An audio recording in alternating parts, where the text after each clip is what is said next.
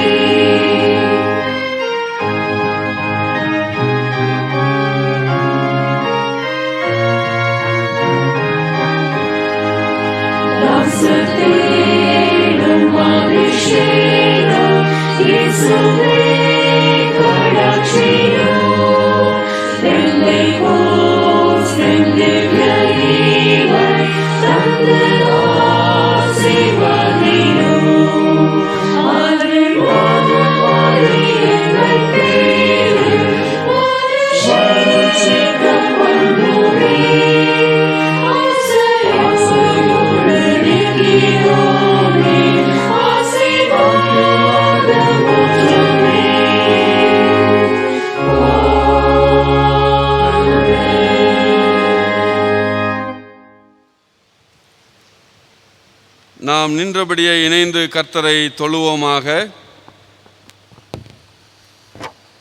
ஒளியிலுள்ள பரிசுத்தவான்களுடைய சுதந்திரத்தில் பங்கடைவதற்கு நம்மை தகுதியுள்ளவர்கள் ஆக்கினவரும் இருளின் அதிகாரத்தினின்று நம்மை விடுதலையாக்கி தமது அன்பின் குமாரனுடைய ராஜ்யத்திற்கு உட்படுத்தினவருமாயிருக்கிற பிதாவாகிய தேவனாலும் வீழ்ச்சியுற்ற மனுக்குலத்தை மீட்க வந்த இயேசு கிறிஸ்துவினாலும் திருச்சபையின் வளர்ச்சிக்கு ஆற்றல் தரும் தேற்றரவாளனாகிய தூய ஆவியாராலும் உங்களுக்கு கிருபையும் சமாதானமும் உண்டாவதாக. ஆமேன். ஜெப நிலையில் நாம் ஆண்டவருக்கு நன்றி செலுத்துவோமாக. முறையாக நாம் படிப்போம். நான் பிதாவை வேண்டிக் கொள்ளுவேன், அப்பொழுது என்றென்றைக்கும் உங்களுடனே கூட இருக்கும்படி சத்திய ஆவியாகிய வேறொரு தேற்றரவாளனை அவர் உங்களுக்கு தந்தருளுவார். என்றென்றைக்கும் எங்களுடன் வாழும் தூய ஆவியானவரே, உம்மை போற்றுகிறோம். சத்திய ஆவியாகிய அவர் வரும்பொழுது சகல சத்தியத்திற்குள்ளும் உங்களை நடத்துவார். சத்தியத்தை அறிந்து கொள்ளும் ஆற்றலாய் எம்முடன் வாழும் தூய ஆவியானவரே, உம்மை போற்றுகிறோம். தேவன் நமக்கு பயமுள்ள ஆவியை கொடாமல் பலமும் அன்பும் தெளிந்த புத்தியும் உள்ள ஆவியையே கொடுத்திருக்கிறார். அன்பும் தெளிந்த புத்தியும் தந்து எம்மை ஆட்கொண்டு வழிநடத்தும் தூய ஆவியானவரே, உம்மை போற்றுகிறோம். தேவனுடைய ஆவி உங்களில் வாசமாயிருந்தால் நீங்கள் மாம்சத்துக்குட்பட்டவர்களாயிராமல் ஆவிக்குட்பட்டவர்களாயிருப்பீர்கள். மாம்சீக ஆற்றலை மேற்கொள்ள எம்மை ஆட்கொள்ளும் தூய ஆவியானவரே, உம்மை போற்றுகிறோம். மேலும் எவர்கள் தேவனுடைய ஆவியினாலே நடத்தப்படுகிறார்களோ அவர்கள் தேவனுடைய புத்திரராயிருக்கிறார்கள்.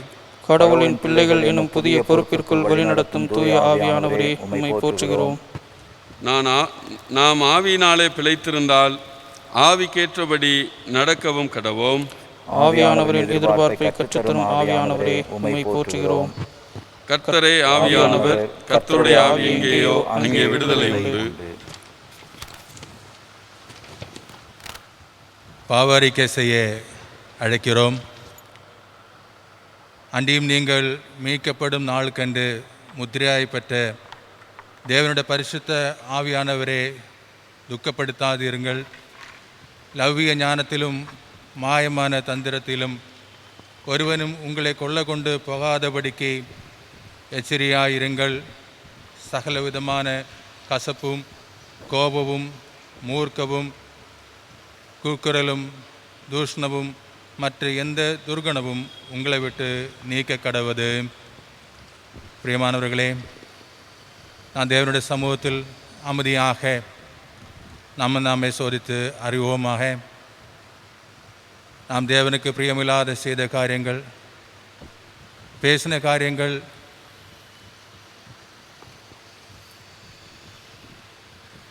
ஓரோண்டே நாம் நினைத்து, ஆண்டவரே, என்னுடைய குறைவுகள், என்னுடைய மீறல்கள் எல்லாம் மன்னியும் சொல்லி நம்ம உள்ளத்தின் ஆழத்திலிருந்து நாம் ஒன்று சேர்ந்து தேவனுடைய சமூகத்தில் நம்முடைய பாவங்களே நாம் அறிக்கையிடுவோம். இரக்கமும் கிருபையும் நிறைந்த ஆண்டவரே, எங்களை மீண்டும் உம்முடைய தூய ஆவியானவரால் முழுமைப்படுத்த வேண்டிக் கொள்கிறோம். நீர் எங்களுக்கு தந்திருந்த தூய ஆவியானவரின் வழிகாட்டுதலை புறக்கணித்த தருணங்களை எங்களுக்கு மன்னியும். உடைய வார்த்தைக்கு செவிகொடாமல் பெருமை, பொறாமை மற்றும் தன்னலமாக வாழ்ந்த நிலையை எங்களுக்கு மன்னியும். கர்த்தாவே, தூய ஆவியானவரின் செயல்பாடுகளை சரியாக புரிந்து கொள்ளாமல் தவறாக புரிந்து கொண்டு செயல்பட்டதை எங்களுக்கு மன்னியும். ஆவியின் கனியின் சுவைகளை வெளிப்படுத்தாமல் மாம்சத்தின் செயல்பாடுகளை நிறைவேற்றின சூழ்நிலைகளை எங்களுக்கு மன்னியும். ஆண்டவரே, மீண்டும் எங்களை தூய ஆவியானவரால் புதுப்பித்து உம்முடைய வார்த்தையில் உறுதிப்படுத்தி உலகத்தை உம்முடைய கிருபையால் நிரப்புகின்ற பாத்திரமாக ஆற்றல்படுத்தும். எங்கள் ஆண்டவர் இயேசு கிறிஸ்துவின் மூலமாய் வேண்டிக் கொள்கிறோம். ஆமென்.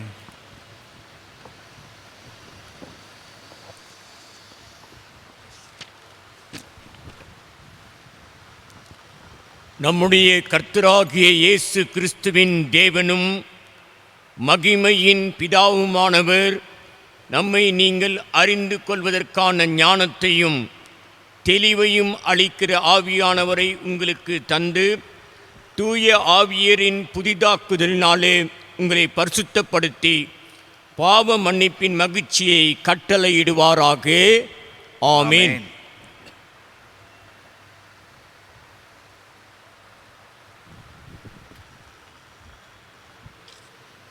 கடந்த நாட்களிலே ஆண்டவர் நமக்கு செய்த ஏராளமான நன்மைகளை நாம் நினைவு கூறுவோம். இந்த கடினமான காலகட்டங்களிலும் ஆண்டவர் நமக்கு பாதுகாவலராக, நமக்கு ஜீவன், சுகம், பலன் அனைத்தையும் அவருடைய கிருபையின் மூலமாக அருளிக்கொண்டு வருகிறாரே, அதற்காக கடவுளுக்கு நாம் நன்றி செலுத்துவோம். நம்முடைய எல்லா தகுதியில்லாத நிலைமையிலும் நம்மை தகுதிப்படுத்தி இம்மட்டுமாக ஆண்டவர் நம்மை வழிநடத்தி வருகிறாரே, அதற்காக ஆண்டவருக்கு நாம் நன்றி செலுத்துவோம். ஆண்டவருக்கு நன்றி செலுத்துவதற்கு ஏதுவாக பொதுவான ஸ்தோத்திர ஜெபத்தை நாம் அனைவரும் இணைந்து ஏறெடுப்போம்.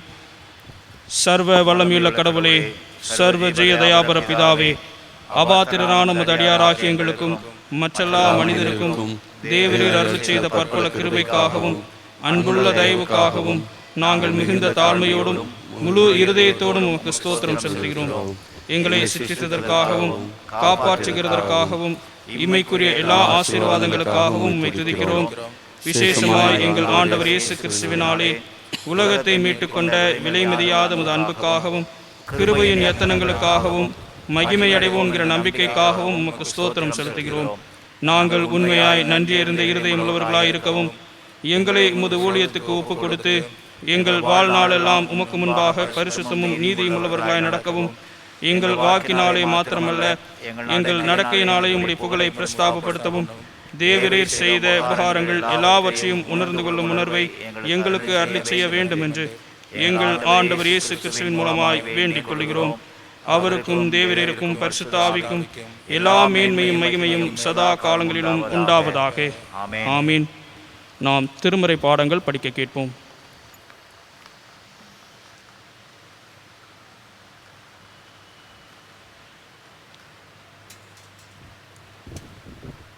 படிக்கும்படியாக கொடுக்கப்பட்ட முதலாம் திருமுறை பாடம் அது எசேக்கியேல் தீர்க்க தரிசன புஸ்தகம் 37ஆம் அதிகாரம் வசனங்கள் 1 தொடங்கி 14 முடிய.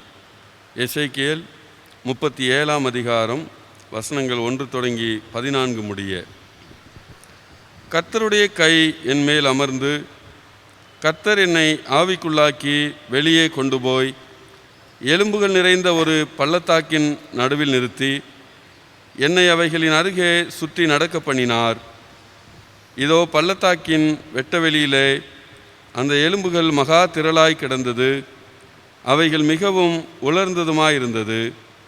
அவர் என்னை நோக்கி, மனுப்புத்திரனே, இந்த எலும்புகள் உயிரடையுமா என்று கேட்டார்.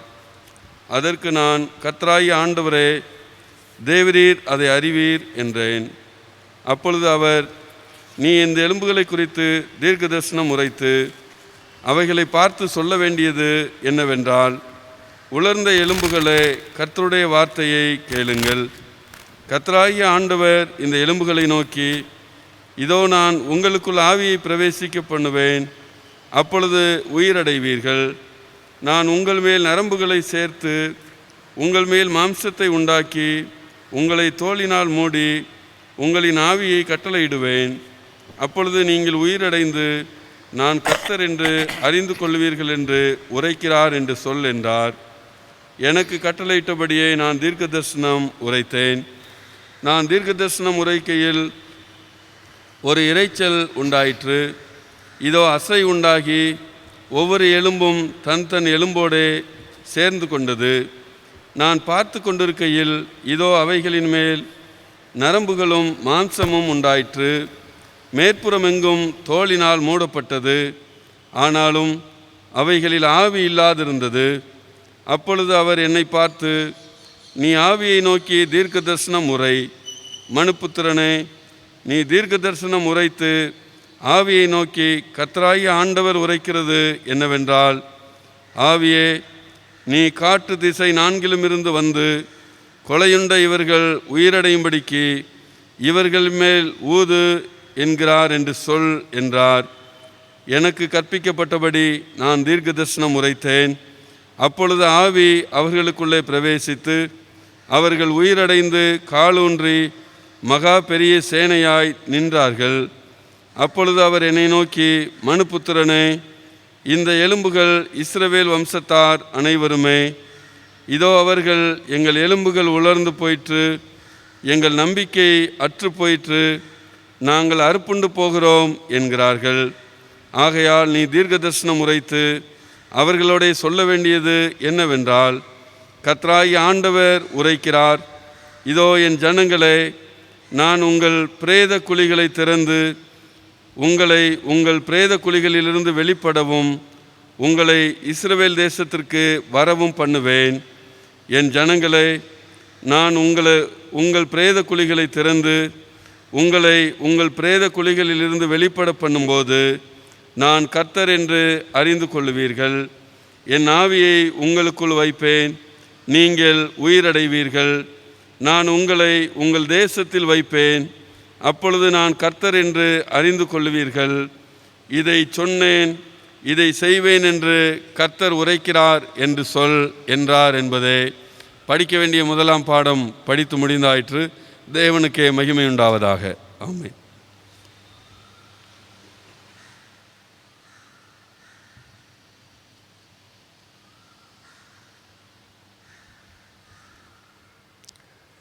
வாசிக்கும்படியாக கொடுக்கப்பட்டிருக்கின்ற இரண்டாம் திருமறை பாடம் அப்போஸ்தலர் நடபடிகள் 2ஆம் அதிகாரம் வசனங்கள் 1 தொடங்கி 13 முடிய வாசிக்க கேட்போம்.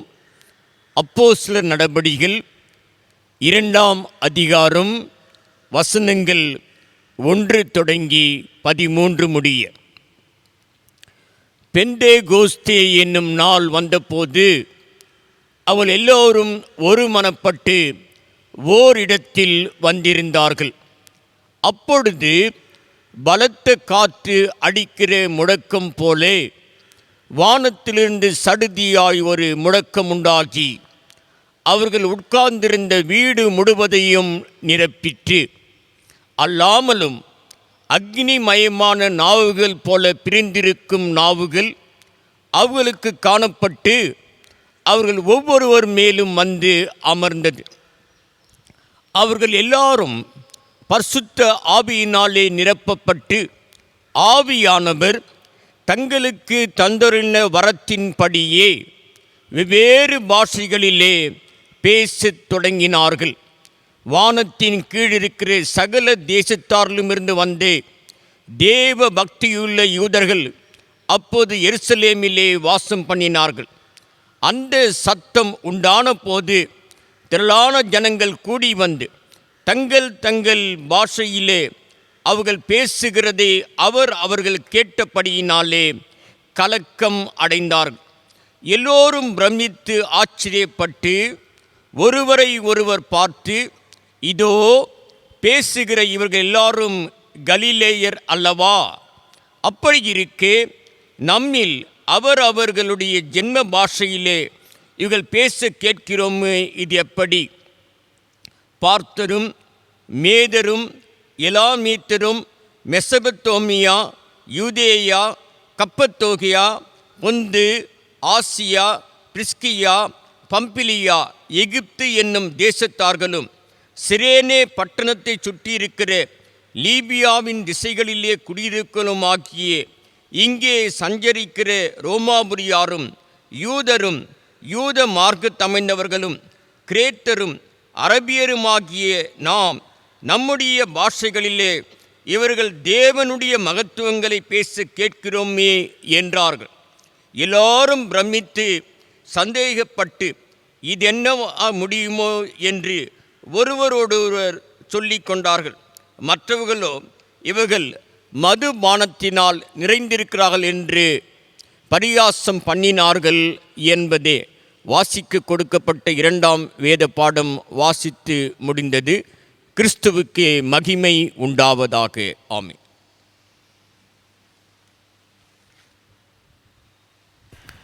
நாம் அனைவரும் இருந்த இடத்திலேயே எழுந்து நின்று சங்கீதத்தை முறையாக நாம் படிப்போம். சங்கீதம் 104 வசனங்கள் 24 முதல் 35 முடிய. சங்கீதம் 104 வசனங்கள் 24 முதல் 35 முடிய. கர்த்தாவே, உமது கிரியைகள் எவ்வளவு திரளாயிருக்கிறது! அவைகளையெல்லாம் ஞானமாய் படைத்தீர். பூமி உம்முடைய பொருட்களினால் நிறைந்திருக்கிறது. பெரிதும் விஸ்தாரமுமான இந்த சமுத்திரமும் அப்படியே நிறைந்திருக்கிறது. அதிலே சஞ்சரிக்கிற சிறியவைகளும் பெரியவைகளுமான எண்ணிறைந்த ஜீவன்கள் உண்டு. அதிலே கப்பல்கள் ஓடும், அதிலே விளையாடும்படி நீர் உண்டாக்கின திமிங்கலங்களும் உண்டு. ஏற்ற வேளையிலே ஆகாரத்தை தருவீர் என்று அவைகள் எல்லாம் உம்மை நோக்கி காத்திருக்கும். நீர் கொடுக்க அவைகள் வாங்கிக் கொள்ளும். நீர் உம்முடைய கையை திறக்க அவைகள் நன்மையால் திருப்தியாகும். நீர் உமது முகத்தை மறைக்க திகைக்கும். நீர் அவைகளின் சுவாசத்தை வாங்கிக் கொள்ள அவைகள் மாண்டு தங்கள் மண்ணுக்கு திரும்பும். நீர் உம்முடைய ஆவியை அனுப்பும் போது அவைகள் சிருஷ்டிக்கப்படும். நீர் பூமியின் ரூபத்தையும் புதிதாக்குகிறீர். கர்த்தருடைய மகிமை என்றென்றைக்கும் விளங்கும். கர்த்தர் தம்முடைய கிரியைகளிலே மகிழ்வார். அவர் பூமியை நோக்கி பார்க்க அது அதிரும். அவர் பர்வதங்களை தொட அவைகள் புகையும். நான் உயிரோடு இருக்கும் மட்டும் என் கர்த்தரை பாடுவேன். நான் உள்ளளவும் என் தேவனை கீர்த்தனம் பண்ணுவேன். நான் அவரை தியானிக்கும் தியானம் இனிதாயிருக்கும். நான் கர்த்தருக்குள் மகிழுவேன். அனைவரும் இணைந்து சொல்லுவோம்.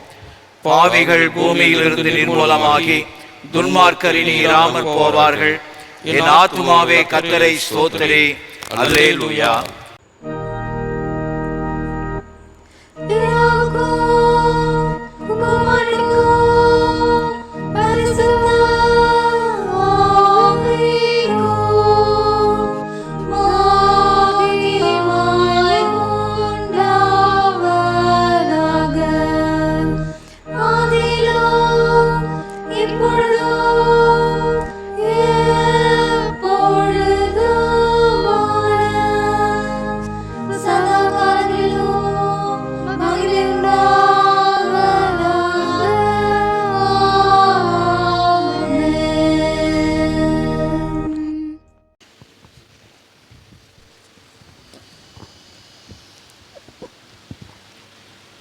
வாசிக்கும்படியாக தெரிந்து கொண்ட சுவிசேஷ வேதபாகம் யோவான் எழுதிய சுவிசேஷம் 16ஆம் அதிகாரம் 1-11 முடிய. யோவான் எழுதிய சுவிசேஷம் 16ஆம் அதிகாரம் 1-11 முடிய. நீங்கள் இடரலடியாதபடிக்கு இவைகளை உங்களுக்கு சொன்னேன். அவர்கள் உங்களை ஜெபாலயத்துக்கு புறம்பாக்குவார்கள். மேலும் உங்களை கொலை செய்கிற நான் தேவனுக்கு தொண்டு செய்கிறேன் என்று நினைக்கும் காலம் வரும். அவர்கள் பிதாவையும் என்னையும் அறியாதபடியினால் இவைகளே உங்களுக்கு செய்வார்கள். அந்த காலம் இப்பொழுதும் நான் இவைகளை உங்களுக்கு சொன்னேன் என்று நீங்கள் நினைக்கும்படி இவைகளை உங்களுக்கு சொல்லி இருக்கிறேன். நான் உங்களோட இருக்கிறபடியினால் ஆரம்பத்தில் இவைகளை உங்களுக்கு சொல்லவில்லை. இப்பொழுது நான் என்னை அனுப்பினத்திற்கு போகிறேன். எங்கே போகிறேன் என்று உங்கள் ஒருவனும் என்னை கேட்கவில்லை. ஆனாலும் நான் இவைகளை உங்களுக்கு சொன்னதினால் உங்கள் இருதயம் துக்கத்தால் நிறைந்திருக்கிறது. நான் உங்களுக்கு உண்மையை சொல்கிறேன். நான் போகிறது உங்களுக்கு பிரயோஜனமாயிருக்கும். நான் போகாதிருந்தால் தேற்றவாளன் உங்களிடத்தில் வரார். நான் போகவேனில் அவரை உங்களிடத்துக்கு அனுப்புவேன். அவர் வந்து பாவத்தை குறித்தும் நீதியை குறித்தும் நியாயத்தீர்ப்பை குறித்தும் உலகத்தை கண்டித்து உணர்த்துவார். அவர்கள் என்னை அறியாதபடினாலே பாவத்தை குறித்தும் நீங்கள் இனி என்னை காணாதபடிக்கு நான் என் பிதாவினிடத்துக்கு போகிறதுனாலே நீதியை குறித்தும் இந்த உலகத்தின் அதிபதி நியாயத்தீர்க்கப்பட்டதினாலே நியாயத்தீர்ப்பை குறித்தும் கண்டித்து உணர்த்துவார்.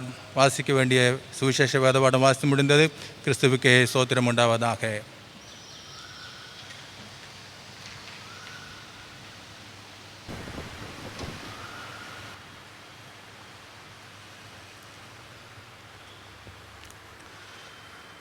பூர்வ காலத்தில் கடவுள் தமது ஜனத்திற்கு அருளிய கற்பனைகளாவன.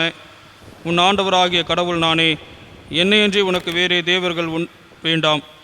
நீ உனக்கு யாதொரு விக்கிரகத்தையும் உண்டாக்கி அதை நமஸ்கரிக்கவும் சேவிக்கவும் வேண்டாம். உன் ஆண்டவராகிய கடவுளின் நாமத்தை வீணிலே வழங்காதிருப்பாயாக. ஓய்வு நாளை பரிசுத்தமாய் ஆசரிக்க நினைப்பாயாக. உன் தகப்பனையும் தாயையும் கனம் பண்ணுவாயாக. கொலை செய்யாதிருப்பாயாக. விபச்சாரம் செய்யாதிருப்பாயாக. களவு செய்யாதிருப்பாயாக. பொய் சாட்சி சொல்லாதிருப்பாயாக. பிறனுக்குள்ள யாதொன்றையும் இச்சியாதிருப்பாயாக.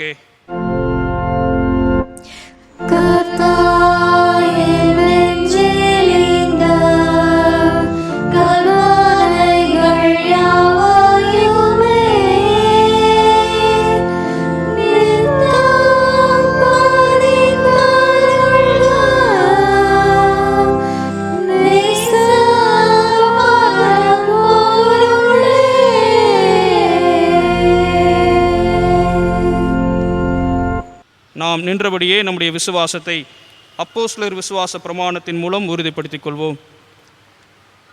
வானத்தையும் பூமியையும் படைத்த சர்வ வல்லமையுள்ள பிதாவாகிய கடவுளை விசுவாசிக்கிறேன்.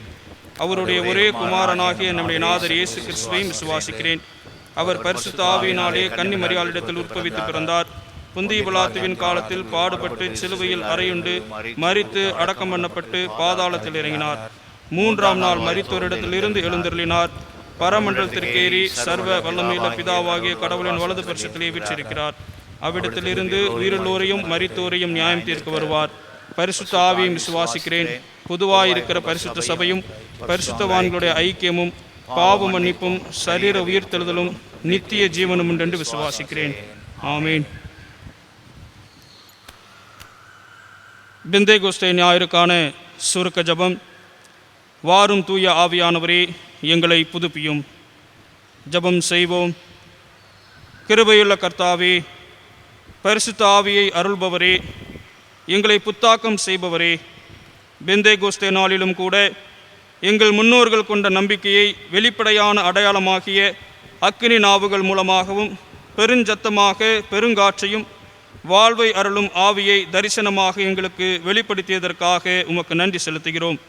தொடர்ந்து எங்களை உருவாக்கி உம்முடைய பரிசுத்த ஆவியின் வல்லமையினால் பெந்தேகோஸ்தே நாளின் ஜபத்திலும் உம்முடைய விடுதலை அளிக்கும் வார்த்தையை உம்முடைய அழைப்புக்கு இணங்கி அறிவிக்கவும், பயமின்றி இயேசு கிறிஸ்துவின் சாட்சியை அன்போடும் இரக்கத்தோடும் அறிவிக்கவும், இப்போதும் எப்போதும் உம்மோடும் தூய ஆவியரோடும் ஒரே கடவுளாக வாழ்ந்து ஆட்சி செய்கிற இயேசு கிறிஸ்துவின் மூலம் வேண்டிக் கொள்கிறோம்.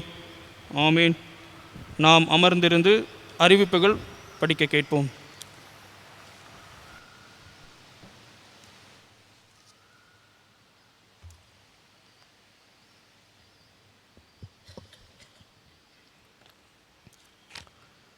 ஆண்டவருடைய அளவற்ற கிருபையினாலே இந்த இக்கட்டான காலங்களிலும் திருச்சபையினுடைய ஒவ்வொரு நிகழ்வுகளும் ஆன்லைன் வழியாக ஆண்டவருடைய நாம மகிமைக்காக நடைபெற்று வருகிறது. இதற்காக சபையார் கர்த்தரை துதிக்கவும் தோத்தரிக்கவும் ஒவ்வொரு நிகழ்வுகளிலும் குடும்பமாக பங்கேற்று ஆண்டவருடைய நாமத்தை மகிமைப்படுத்தவும் அன்போடு கேட்டுக்கொள்கிறோம்.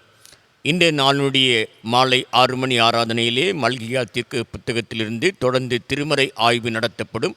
குடும்பமாக்கு தங்கள் இல்லங்களிலிருந்து பங்கேற்கும்படியாக்கு அன்போடு கேட்டுக்கொள்கிறோம். ஒவ்வொரு நாளும் வார நாட்களில் மாலை தியான கூடுகையில் சரியாக மாலை 6 மணிக்கு ஒளிபரப்பப்படுகின்றன. இந்த மாலை கூட்டங்களிலும் சபையார் குடும்பமாக பங்கேற்று இறை ஆசியை பெற்றுச் செல்லும்படியாக்கு அன்போடு கேட்டுக்கொள்கிறோம். கடந்த வாரத்தினுடைய காணிக்கைகள் விவரம்: உண்டியல் காணிக்கை 7575, பை காணிக்கை 1700, சண்டே ஸ்கூல் காணிக்கை 1000, தோத்திர காணிக்கை 750, ஜிசிவிபிஎஸ் ஸ்பெஷல் கவர் 5650. சென்ற வாரத்தில் பெற்ற மொத்த காணிக்கை 16,675 ரூபாய்கள் ஆகும். திருமண அறிக்கைகள்: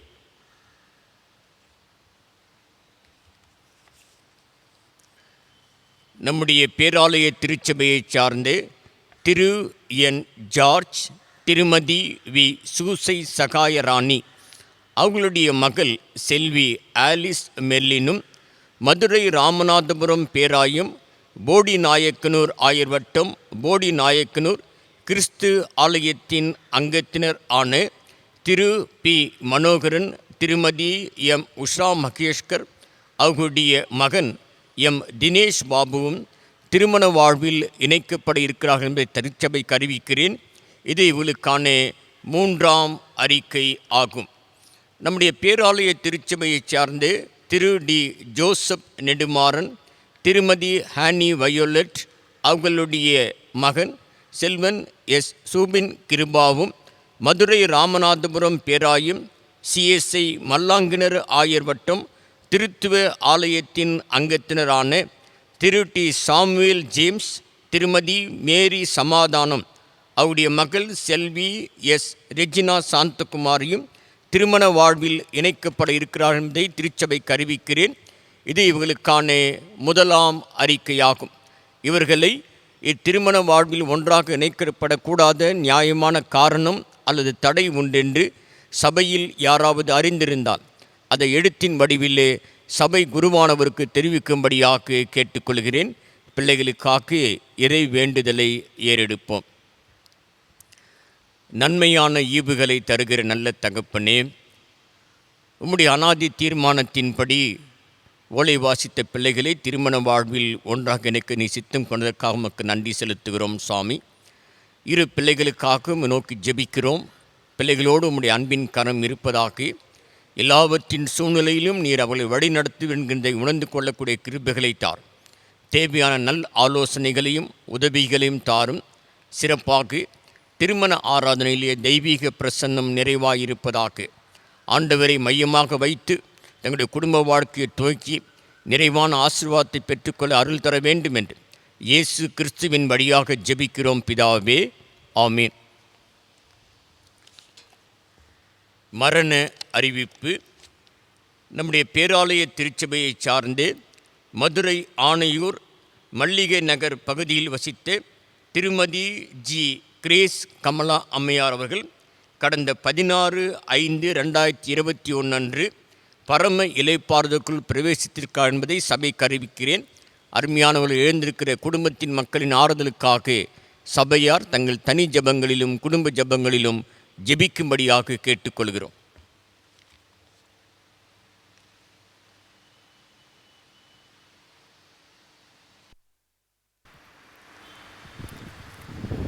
ஆண்டவராகிய இயேசு கிறிஸ்துவின் இனிய திருப்பெயரினாலே திருச்சபையின் பிறந்த நாள் என்று அழைக்கப்படுகிற பெந்தைக்கோஸ்தே திருநாள் வாழ்த்துக்களை உங்களுக்கு தெரிவிப்பதிலே நாங்கள் மகிழ்ச்சி அடைகிறோம்.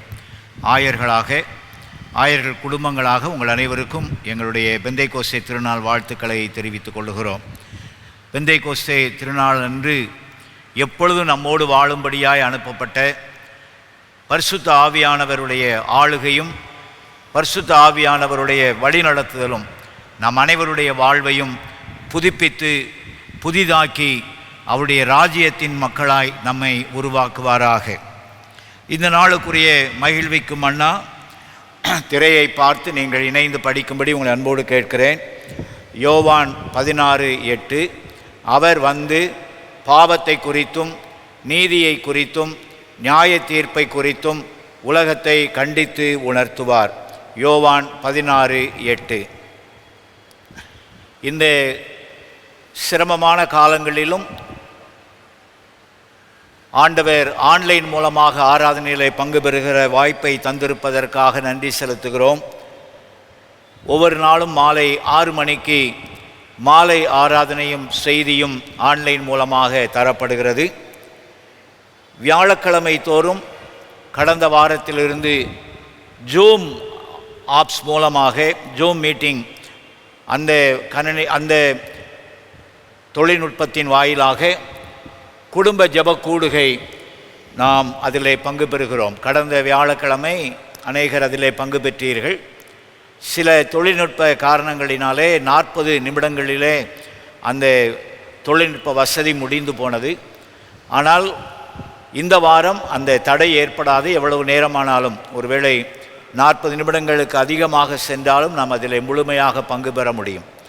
அதிலே உங்களுடைய குடும்பத்தினுடைய சாட்சியை நீங்கள் பகிர்ந்து கொள்வதற்கு 3 நிமிடம் வாய்ப்பளிக்கப்படும்.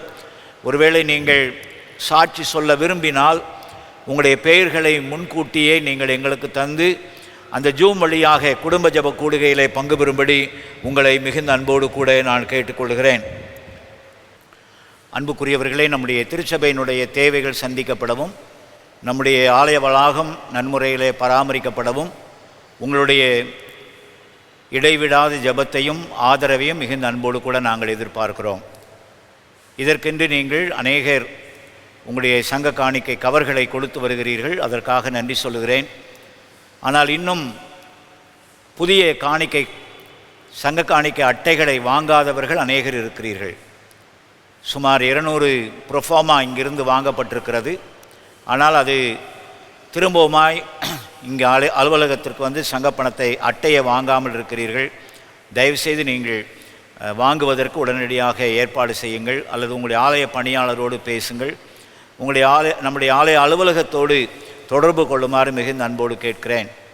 நமக்கு வாக்கு பண்ண வேண்டிய கடைசி நாள் ஜூன் மாதம் 30ஆம் தேதி மாலை 5 மணி. அதற்குள்ளாக ஒரு மாதத்திற்குரிய சங்கப்பணத்தையாவது நீங்கள் வாக்கு பண்ணியிருக்க வேண்டும்.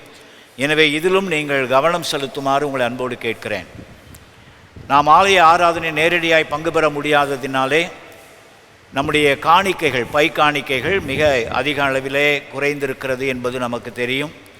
ஒருவேளை இதை சீர் செய்வதற்காக, சரிப்படுத்துவதற்காக நீங்கள் இருக்கிற இடங்களிலே குடும்பத்திற்கு ஒரு உண்டியலை நீங்கள் ஆயத்தப்படுத்தி அங்கே உங்களுடைய காணிக்கைகளை சேகரித்து நீங்கள் எப்பொழுது முடியுமோ அந்த நேரத்தில் இங்கு வந்து படைக்க உங்களை மிகுந்த அன்போடு கூட நான் கேட்டுக்கொள்கிறேன். திருச்சபையின் பராமரிப்பு தேவைகளை அறிந்திருக்கிற நீங்கள் இதற்கென்று உங்களுடைய ஜெபத்தையும் ஆதரவையும் தொடர்ந்து நல்வீர்கள் என்று சொல்லி நான் மிகுந்த அன்போடு கூட நான் வேண்டிக் கொள்ளுகிறேன். ஒவ்வொரு நாளும் 12 மணி ஜெபம் மிக அதிகமாக வலியுறுத்துகிறோம். இன்றைய காலகட்டங்களிலே நம்முடைய ஜெபம் மிக மிக முக்கியமானது. இதில் நீங்கள் பங்கு பெறும்படி உங்களை அழைக்கிறோம். நீங்கள் இருக்கிற இடத்துல இதில் நீங்கள் பங்கு பெற உங்களை அன்போடு நாங்கள் கேட்டுக்கொள்கிறோம். இன்று 12 மணிக்கு ஒரு சிறப்பு ஜெபம் நம்முடைய பேராயத்தின் வாயிலாக நேரடி ஒளிபரப்பாக நடத்தப்படும்.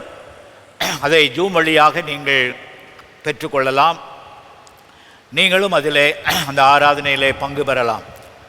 அந்த ஜெபம் 30 to 45 நிமிடங்கள் மட்டுமே இருக்கும். நீங்கள் இதில் பங்கு பெறுங்கள். ஒன் சவுண்ட் ஒன் ஹோப் என்கிற இந்த சிறப்பு ஜெப வேளைக்கு இன்று நண்பகல் 12 மணிக்கு உங்களை மிகுந்த அன்போடு கூட அழைக்கிறோம். அதிலே நம்முடைய அன்புக்குரிய பேராயர் ஐயா அவர்கள் கடவுளுடைய வார்த்தையை நம்மோடு கூட பகிர்ந்து கொள்வார்கள். அனுதினமும் ஆயர்களாக நாங்கள் கூடி ஜெபிக்கிறோம். எங்களுடைய கவனத்துக்கு கொண்டு வரப்பட்டவர்களுடைய தேவைகளை ஆண்டவருடைய சமூகத்தில் ஜெபத்தின் மூலமாய் தெரிவிக்கிறோம்.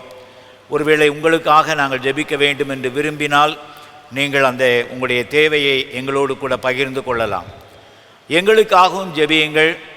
ஆயர்களாக நாங்கள் தவிர்க்க முடியாத சூழ்நிலையிலே சில இடங்களுக்கு செல்ல வேண்டியது இருக்கிறது, சில நபர்களை சந்திக்க வேண்டியது இருக்கிறது, திருப்பணி சார்ந்த ஆயத்தங்களிலே ஈடுபட வேண்டியது இருக்கிறது. இதில் ஈடுபடுகிற ஆயர்களுக்காகவும் ஊடக பிரிவினருக்காகவும் எங்களுடைய சுகத்திற்காகவும் நீங்கள் ஜெபித்து கொள்ளுமாறு மிகுந்த அன்போடு கூட நான் கேட்டுக்கொள்கிறேன். எல்லா நாட்களும் நம்மோடு வாழும் தூய ஆவியானவர் நம்முடைய வாழ்வுக்கு தேவையான நற்சுகத்தையும் பாதுகாப்பையும் தந்து இந்த உலகத்தை மீண்டுமாய் புதுப்பிப்பாராக. அப்படிப்பட்ட வல்லமையை இந்த நாட்களிலே நாம் அனைவரும் பெற்றுக்கொள்வோம். கர்த்தர் நம்மை வழிநடத்துவாராக. ஆமேன். இந்த வாரத்திற்குரிய ஜெப குறிப்புகளுக்காக நாம் ஜெபம் செய்வோம். இந்திய தேசத்திற்காக நாம் ஜெபிப்போம். நம்முடைய தேசத்தில் காணப்படுகின்ற கொரோனாவின் தீவிரத்தை கட்டுப்படுத்த அயராது பணியில் ஈடுபட்டு கொண்டிருக்கும் மருத்துவர்கள், செவிலியர்கள் மற்றும் துப்புரவு பணியாளர்களுக்காக ஜெபிப்போம். ஊரடங்கு விதிமுறைகளை மக்கள் தவறாமல் கடைபிடித்து அரசாங்கத்திற்கு நல்ல ஒத்துழைப்பு தந்து தங்களை காத்துக்கொள்ள வேண்டி ஜெபிப்போம். வருகிற நாட்களில் நம் தேசத்தில் கொரோனாவின் 3ஆம் அலை உருவாகாதபடிக்கு அனைத்து மக்களுக்கும் தடுப்பூசி கிடைக்கப்படவும், ஆக்சிஜன் தட்டுப்பாடும் முற்றிலுமாக அகற்றப்பட்டு பாதிக்கப்பட்ட அனைவருக்கும் முழுமையாக கிடைக்கப்பட அதிகமாய் நாம் ஜெபிப்போம். ஜார்க்கண்ட் மாநிலத்திற்காக நாம் ஜெபிப்போம். ஜார்க்கண்ட் மாநிலத்தில் சுமார் 3 லட்சத்திற்கும் அதிகமான மக்கள் கொரோனா வைரஸ் கிருமியால் பாதிக்கப்பட்டுள்ளனர். இதில் 4500க்கும் மேற்பட்டோர் தங்கள் உயிரை இழந்துள்ளனர். பாதிக்கப்பட்ட அனைத்து மக்களும் விரைவில் குணமடையவும், நோயினால் தங்கள் உயிரை இழந்த குடும்பங்களுக்கு ஆண்டவர் தாமே ஆறுதல் கொடுக்கவும் ஜெபிப்போம்.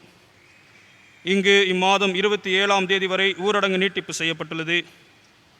இதன் மூலமாக பொதுமக்கள் அரசாங்க விதிமுறைகளை பின்பற்றி தங்களை தாங்களே முழுமையாக பாதுகாத்து கொள்ள ஜெபிப்போம். ஜார்க்கண்ட் மாநிலம் அதிகமான மலைப்பகுதிகளால் நிரம்பியது. இம்மாநிலத்தின் மக்கள் தொகையில் 39.1% வறுமை கோட்டிற்கு கீழே காணப்படுகிறார்கள். இம்மாநிலத்தில் மருத்துவ வசதிகளும் மிகவும் குறைவாகவே காணப்படுகிறது மற்றும் பெரும்பாலான பகுதிகளில் கல்விக்கூடங்கள் இல்லாத நிலை உருவாகியுள்ளது. இதனை கருத்தில் கொண்டு இம்மாநில அரசாங்கம் வறுமை கோட்டிற்கு கீழே வாழுகின்ற மக்களுக்கு அடிப்படை வசதியான மருத்துவமனைகள், பள்ளிக்கூடங்கள் போன்றவற்றை நிறுவி இம்மாநில மக்களுக்கு ஆரோக்கியமான எதிர்காலத்தை உருவாக்க ஜெபிப்போம். தென்னிந்திய திருச்சபை தெற்கு கேரள பேராயத்திற்காக ஜெபிப்போம்.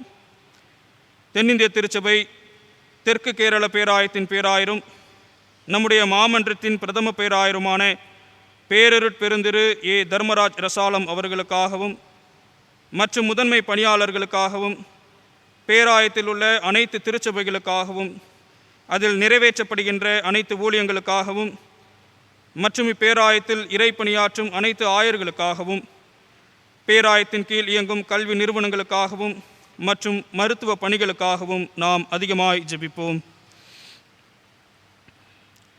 நமது பேராயத்தின் ஊழிய பணிகளுக்காக ஜெபிப்போம். வடக்கு வட்டகை மன்றம் கன்னிவாடி குருசேகரத்திற்காகவும் மற்றும் கிளை திருச்சபைகளுக்காகவும், இங்கு இறைப்பணியாற்றும் ஆயர் வட்ட தலைவர் அருள் திரு எட்வின் ஏசுராஜ் அவர்களுக்காகவும் மற்றும் அவர்களுடைய குடும்பத்திற்காகவும், இத்திருச்சபையில் நடைபெறும் அனைத்து ஊழியங்களுக்காகவும் ஜெபிப்போம். நமது பேராயத்தின் கீழ் இயங்குகின்ற மிஷன் மருத்துவமனையில் கொரோனா தடுப்பு பணியின் முதற்கட்டமாக கொரோனாவினால் பாதிக்கப்பட்டவர்கள் பயன்பெறும் வகையில் 20 படுக்கைகள் மருத்துவ வசதியுடன் ஏற்பாடு செய்யப்பட்டுள்ளது. இதற்காக கடவுளுக்கு நாம் நன்றி செலுத்தி ஜெபிப்போம். இதில் பணியாற்றுகின்ற மருத்துவர்கள், செவிலியர்கள் மற்றும் பிற பணியாளர்கள் தகுந்த பாதுகாப்போடு தங்களுடைய பணிகளை நிறைவேற்ற ஜெபம் செய்வோம். ஆண்டவரே, கிருபையாய் எங்களுடைய ஜெபங்களை கேட்டருளும். இரக்கமாய் எங்களுடைய ஜெபங்களை கண்ணோக்கி அருளும்படியாக ஜெபிக்கின்றோம். இயேசுவின் மூலம் ஜெபிக்கின்றோம் நல்ல பிதாவே, ஆமீன்.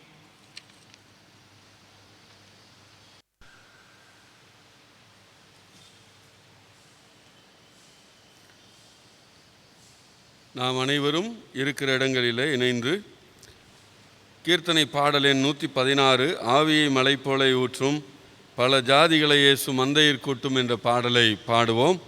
அத்தருணத்திலே நம்முடைய முதலாவது காணிக்கைகளை நீங்கள் இருக்கிற இடங்களிலே உண்டியல்களிலே சேர்க்கும்படி உங்களை அன்போடு கூட அழைக்கிறோம்.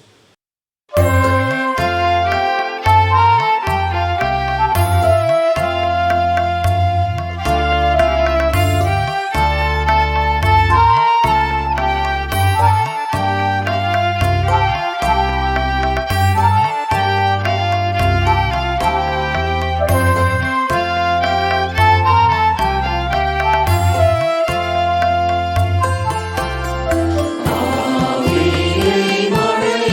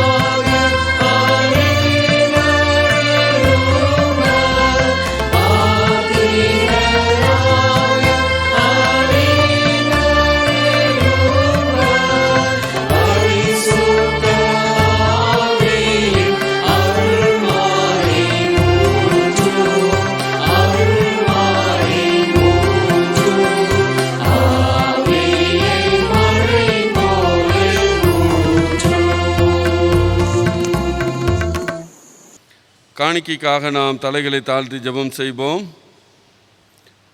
எல்லா நன்மைகளுக்கும் ஆசீர்வாதங்களுக்கும் மூற்றும் காரணமாக இருக்கிற எங்கள் நல்ல ஆண்டவரே, இப்பொழுதும் திருச்சபையின் குடும்பங்களாக ஆண்டவரே உம்முடைய நாம மகிமைக்கென்று தங்களுடைய இல்லங்களில் சேகரித்திருக்கிற காணிக்கைகளுக்காக நன்றி செலுத்துகிறோம். கர்த்தர் தாமே இந்த காணிக்கைகளை அங்கீகரித்து ஏற்றுக்கொண்டுள்ளும்படியாக ஜெபிக்கிறோம். சேகரித்திருக்கிற அருமையான குடும்பங்களை உம்முடைய பரிபூர்ண நன்மை நாளை நிறைவாக்கும்படியாக மன்றாடுகிறோம். அன்பின் ஆண்டவரே, தொடர்ந்து உம்முடைய நாம மகிமைக்கென்று கொடுக்கக்கூடிய உள்ளங்களை நீர் ஏவியருளும்படியாக ஜெபிக்கிறோம். சுவாமி, திருச்சபை பரிபூர்ணமடையவும் திருச்சபையினுடைய தேவைகள் முழுமை பெறவும் ஆண்டவர் அருள் தரும்படியாக ஜெபிக்கிறோம். இப்பொழுதும் செய்தி வேலை எங்களுக்கு ஆசீர்வதித்து தாரும். ஆண்டவரே, உம்முடைய அடியார் வழியாக கொடுக்கின்ற வார்த்தைகளை நாங்கள் தாழ்மையோடு கேட்டு அவைகளின்படி எங்களுடைய வாழ்வை அப்பியாசப்படுத்த கிருபை தாரும். மீட்பர் இயேசு கிறிஸ்துவின் மூலமே வேண்டிக் கொள்கிறோம் நல்ல பிதாவே, ஆமேன்.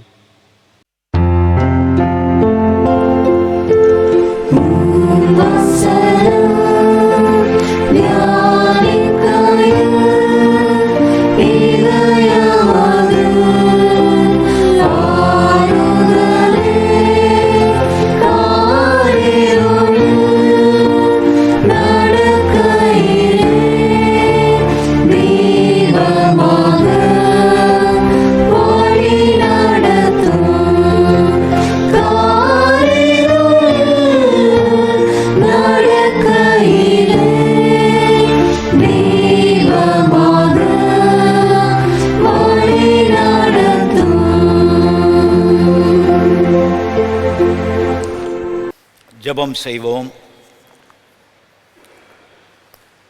கிருபையும் இரக்கமுள்ள அன்பின் ஆண்டவரே, பெந்தேகோஸ்தே திருநாளாகி இந்த நாளிலே இணையத்தின் வாயிலாக உம்மை ஆராதித்து கொண்டிருக்கிறோம். சுவாமி,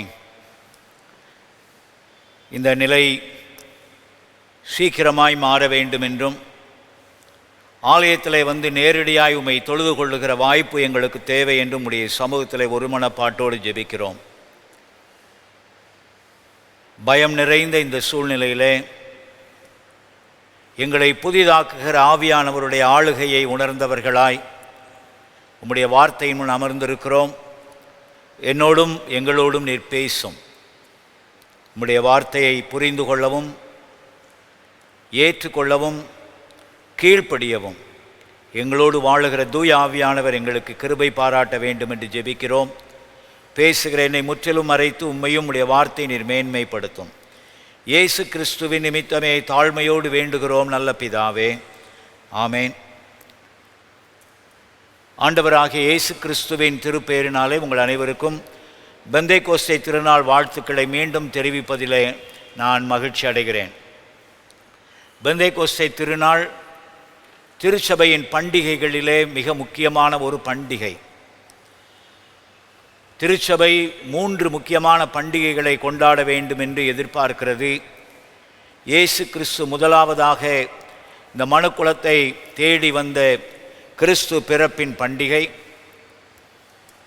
இயேசு கிறிஸ்து மரணத்தை வென்று உயிரோடு எழுந்த கிறிஸ்து உயிர் தெழுந்த பண்டிகை, நம்மோடு வாழும்படி என்றென்றைக்கும் நம்மோடு வாழும்படி நமக்கென்று அருளப்பட்ட பரிசுத்த ஆவியானவரின் பண்டிகை. இந்த சிறப்பான நாளிலே ஆண்டவருடைய கிருபையோடு ஆண்டவர் தந்திருக்கிற இந்த வாய்ப்பின் வழியாய் தேவ சமூகத்தில் நம்மை அர்ப்பணித்து செயல்பட ஆண்டவர் உதவி செய்வாராக. இந்த ஆண்டு பரிசுத்த ஆவியானவரினுடைய பண்டிகை, அதனுடைய பொருள் என்ன என்றால், ஆவியானவரே எங்களை புதுப்பியும் என்பதுதான். ஆவியானவரே எங்களை புதுப்பியும். நாம் முறையாக படிக்க கேட்ட 104வது சங்கீதம் 30வது வசனத்தை நான் படிக்கிறேன். 104ஆம் சங்கீதம் வசனம் 30. நீர் உம்முடைய ஆவியை அனுப்பும்போது அவைகள் சிருஷ்டிக்கப்படும், நீர் பூமியின் ரூபத்தையும் புதிதாக்குகிறீர். இதை இவ்விதமாக நான் பொருள்படுத்த விரும்புகிறேன். நீர் உமது ஆவியாரை அனுப்பும்போது நீர் புதிய காரியங்களை சிருஷ்டிப்பீர். நீர் இந்த பூமியின் அமைப்பையும் அழகையும் புதிதாக்குவீர். அன்புக்குரியவர்களே, பரிசுத்த ஆவியானவர் நமக்கென்று நம்மோடு வாழும்படியாய் நமக்காக அருளப்பட்டார். நாம் படிக்க கேட்ட திருமறை பாடங்களிலே, குறிப்பாக நற்செய்தி பாடத்தில் அது நாம் பார்க்கிறோம். யோவான் நற்செய்தி நூல் 16வது அதிகாரத்தை நாம் படித்து பார்த்தால், அந்த 16ஆம் அதிகாரத்திலே ஆண்டவர் மிக அழகாக சொல்லுகிறார். 7வது வசனம், நான் உங்களுக்கு உண்மையை சொல்லுகிறேன், நான் போகிறது உங்களுக்கு பிரயோஜனமாயிருக்கும், நான் போகாதிருந்தால் தேற்றரவாளன் உங்களிடத்தில் வரார். அதை போலவே யோவான் நற்செய்தி நூல் 14ஆம் அதிகாரம் 16வது வசனம், நான் பிதாவை வேண்டிக் கொள்ளுவேன், அப்பொழுது என்றென்றைக்கும் உங்களுடனே கூட இருக்கும்படிக்கு சத்திய ஆவியாகிய வேறொரு தேற்றரவாளனை அவர் உங்களுக்கு தந்தருளுவார். அன்புக்குரியவர்களே, பரிசுத்த ஆவியானவரை குறித்த பொதுவான சில செய்திகளை நான் இந்த நேரத்தில் சொல்லிவிட்டு நாம் இந்த ஆண்டுக்குரிய செம்பொருளுக்கு நேராக உங்களுடைய கவனத்தை திருப்ப விரும்புகிறேன். முதலாவது நான் சொல்ல விரும்புகிற காரியம், பரிசுத்த ஆவியானவர் ஆள் தத்துவம் உள்ளவர். பிதா, குமாரன், பரிசுத்த ஆவியார். பரிசுத்த ஆவி என்கிற சொற்றொடரை காட்டிலும் பரிசுத்த ஆவியார் என்று சொல்வது இறையில் சார்ந்து, திருமறை சார்ந்து சரியான சொற்றொடராக இருக்கும். எனவே திருத்துவத்திலே அவர் ஒருவர், பிதா ஆழ்த்தத்துவமுடையவர், குமாரன் ஆழ்த்தத்துவமுடையவர், அதை போலவே பரிசுத்த ஆவியாரும் ஆழ்த்தத்துவமுடையவர். இதை நாம் மறந்துவிடக்கூடாது. இரண்டாவது, பரிசுத்த ஆவியானவரை பற்றி நாம் புரிந்து கொள்ள வேண்டும் என்றால் அதற்கு அடிப்படையான ஒரு நூல் அல்லது அடிப்படையான ஒரு கருவி நம்முடைய வேதம்தான். வேதத்தின் மூலமாகத்தான் பரிசுத்த ஆவியாரை குறித்து நாம் கற்றுக்கொள்ள முடியும், புரிந்து கொள்ள முடியும். ஆனால் வேதத்திலே சொல்லப்பட்டிருக்கிற பரிசுத்த ஆவியானவரை குறித்த கருத்துக்களை 3 விதமாக நான் இந்த நேரத்தில் சொல்ல விரும்புகிறேன். ஒன்று, பழைய ஏற்பாட்டிலே காணப்படுகிற, இடம்பெறுகிற கர்த்தருடைய ஆவியானவர். இரண்டாவது, இயேசு கிறிஸ்து தாமே கற்றுக் கொடுத்த பரிசுத்த ஆவியாரை குறித்த போதனை. மூன்றாவது, முதல் நூற்றாண்டு திருச்சபையிலே பரிசுத்த ஆவியாரை தங்களுடைய அனுபவமாக்கி கொண்ட திருச்சபை மக்கள் சந்தித்த அனுபவங்கள், கேள்விகள், அதன் மூலமாக எழுந்த சவால்கள், அதற்கு முதல் நூற்றாண்டிலே கொடுக்கப்பட்ட பதில்கள். இந்த 3ஐயும் நாம் கவனத்திலே கொள்ள வேண்டும். ஒருவேளை இதற்கெல்லாம் அடித்தளம் ஆண்டவராகிய இயேசு கிறிஸ்து பரிசுத்த ஆவியாரை குறித்து நமக்கு கொடுத்திருக்கிற போதனைகள். யோவான் நற்செய்தி நூல் 14ஆம், 15ஆம், 16ஆம் அதிகாரங்களிலே இது அதிகமாக இடம்பெற்றிருக்கிறது. இந்த 14, 15, 16 ஆண்டவருடைய ஒரு நீண்ட அருளுரை, சீடர்களுக்காக சொல்லப்பட்ட அருளுரை. ஆண்டவர் தான் இந்த உலக வாழ்வை நிறைவு செய்து சிலுவையிலே மரணமடைய போகிறேன், உயிர்த்தெழப் போகிறேன் என்கிற செய்தியை சொல்லும்போது சீடர்களுக்குள்ளாக ஏற்பட்ட சோர்வுகளை கண்ட ஆண்டவர் அவர்களுக்காக இந்த செய்தியை சொல்லுகிறார். ஆண்டவரோடு நீங்கள் இணைந்திருக்க வேண்டும் என்று சொல்லுகிறார். நான் சென்ற பிற்பாடு உங்களை வழிநடத்துவதற்கு தூய ஆவியாரை நான் அனுப்பப் போகிறேன், அவர் எப்போதும் உங்களோடு இருப்பார் என்று சொல்லுகிறார். பரிசுத்த ஆவியாருடைய பணிகள், அவர் நம்மை கண்டித்து உணர்த்துகிறவர், அவர் என்னுடையதை எடுத்து உங்களுக்கு நினைவுபடுத்துகிறவர் என்றெல்லாம் கற்றுக் கொடுக்கிறார். இந்த போதனை சீடர்கள் அந்த நாட்களிலே இருந்த சோர்வை அகற்றி புதுப்பிக்கப்படுவதற்கு அடித்தளமாக அமைந்தது என்பதை நாம் மறந்துவிடக்கூடாது. அதற்கு பிற்பாடு அப்போஸ்தலர் 2ஆம் அதிகாரத்திலே இந்த வார்த்தைகள் நிறைவேறுகிறது.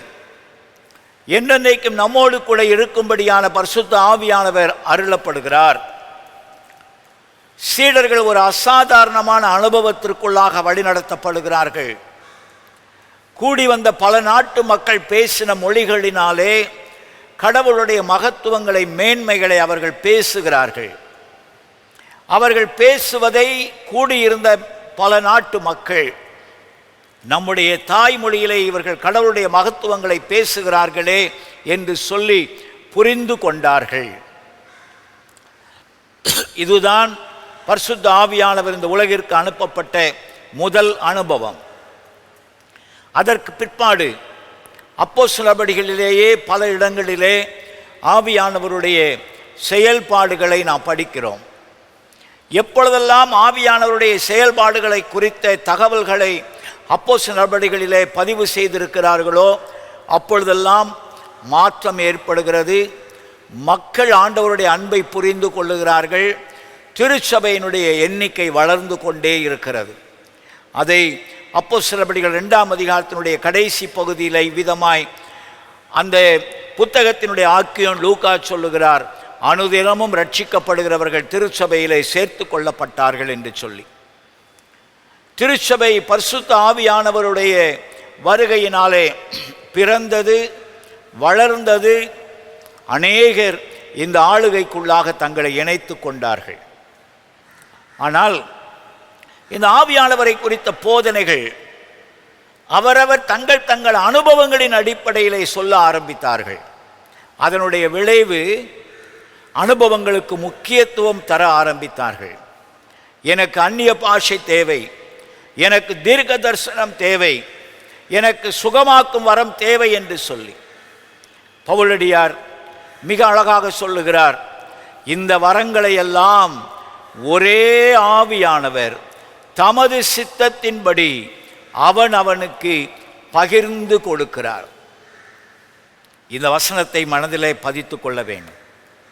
ஒரே ஆவியானவர் அவருடைய விருப்பத்தின்படி, என்னுடைய விருப்பத்தின்படி அல்ல, எனக்கு தேவை என்பதற்காக அல்ல, நான் வேண்டும் என்று ஜெபிப்பதற்காக அல்ல, அவருடைய விருப்பத்தின்படி ஒவ்வொருவருக்கும் பகிர்ந்து கொடுக்கிறார்.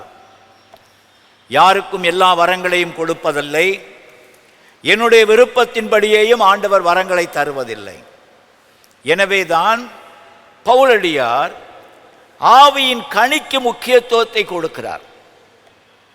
வரங்களை காட்டிலும் கனி முக்கியம். கனி என்பது என்னுடைய சாட்சி வாழ்வை குறிக்கிறது. எனவே வரங்களை காட்டிலும் கனி முக்கியம். அன்பு, லூக்கா 5:22-23 வசனத்திலே நாம் அறிந்திருக்கிறோம். நீடிய சாந்தம், பொறுமை. அன்புக்குரியவர்களே, இந்த ஆவியின் கனி நமக்கு மிக முக்கியம்.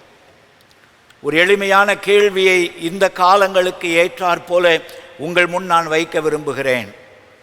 இந்த நாட்களிலே நற்செய்தி நேரடியாய் அறிவிக்கப்படுவதற்கு தடைகளும் சவால்களும் பெருகி வருகிற இந்த காலங்களிலே வரங்களுக்கு முதல் முக்கியத்துவம் கொடுக்கலாமா அல்லது கனிக்கு முதல் முக்கியத்துவம் கொடுக்கலாமா?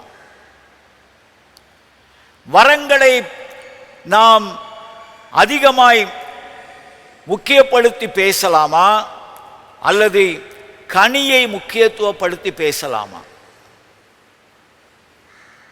தீர்க்க தரிசனம் வரமுடையவன், பல்வேறு பாஷைகளை உடையவன் ஒருவேளை அன்பில்லாமல் இருக்கலாம். தீர்க்க தரிசனம் ஒரு வரம், பல்வேறு பாஷைகளை பேசுவது ஒரு வரம். ஆனால் அன்பு ஆவியின் கனி. அன்பு ஆவியின் கனி. வரங்களை அல்ல, கனியே முக்கியம்.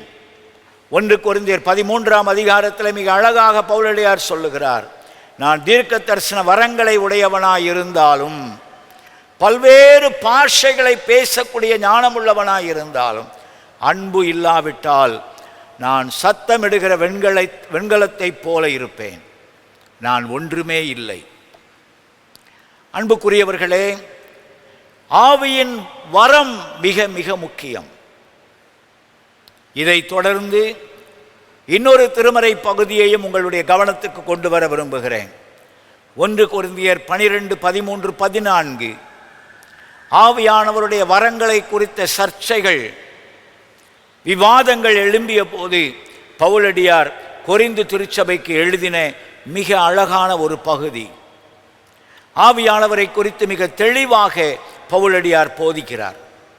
ஒருவேளை ஆவியானவருடைய அசாதாரண அனுபவங்களை எதிர்பார்த்து எனக்கு வரம் தேவை என்கிற விருப்பத்தோடு பரிசுத்த ஆவியானவரை புரிந்து கொள்ள நீங்கள் முயற்சிப்பீர்களானால் யோவான் 14, 15, 16 அதிகாரத்தையும் 1 கொரிந்தியர் 12, 13, 14 அதிகாரத்தையும் தயவு செய்து ஜெப நிலையிலே நிதானமாக படித்து பாருங்கள். ஆவியானவரை குறித்து ஒரு நல்ல புரிந்து கொள்ளுதலை ஆண்டவர் உங்களுக்கு தருவார் என்பதிலே சந்தேகமே இல்லை. இந்த நாளினுடைய செம்பொருள் பரிசுத்த ஆவியானவர், புதுப்பிக்கிற ஆவியானவர். ஹோலி ஸ்பிரிட் ரெனியூ அஸ், எங்களை புதுப்பியும் என்கிற ஒரு ஜெபம். எங்களை புதுப்பியும். புதிதாக்கப்படுதல் என்பது மாற்றங்களை வெளிப்படுத்துவது. மாற்றங்கள் இல்லை என்றால் அங்கே வளர்ச்சியும் இல்லை, முதிர்ச்சியும் இல்லை.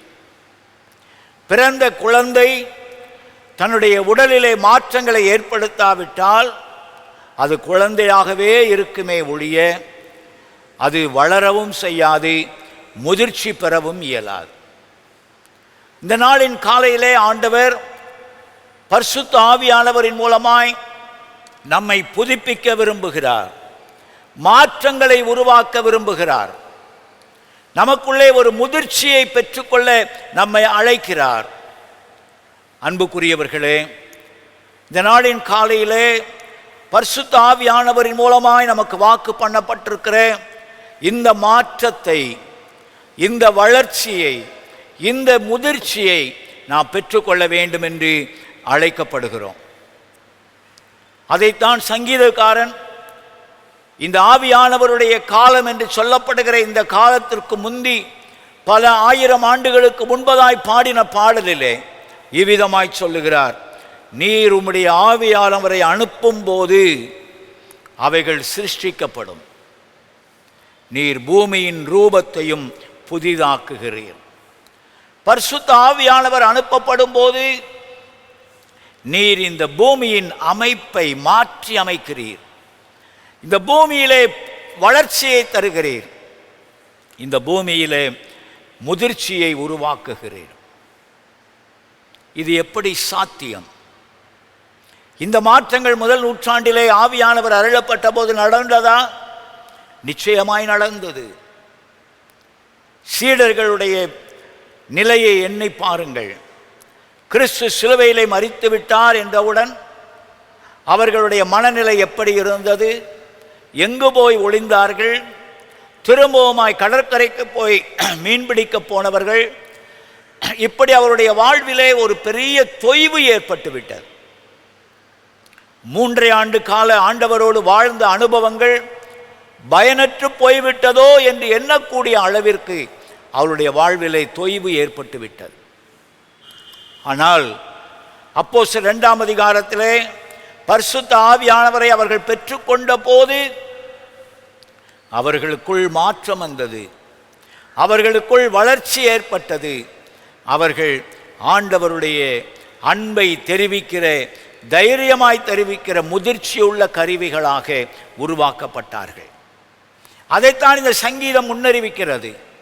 ஆண்டவரே, நீர் உம்முடைய ஆவியாரை அனுப்பும் போது இவைகள் சிருஷ்டிக்கப்படுகிறது, உருவாக்கப்படுகிறது. புதிய சிருஷ்டியை, புதிதாக படைப்பை நீர் ஏற்படுத்துகிறீர். பழையவைகள் ஒளிந்து போகும்படியாய், பழையவைகள் அகற்று புதிதாக்கும் ஆற்றலை தந்து மனுக்குலத்தை, இந்த உலகத்தை, எங்களை இன்றைக்கும் இந்த ஆவியானவருடைய ஆளுகையை ஏற்றுக்கொள்பவருடைய வாழ்விலே இந்த புதிதாக்குதல் தொடர்ந்து கொண்டே இருக்கிறது.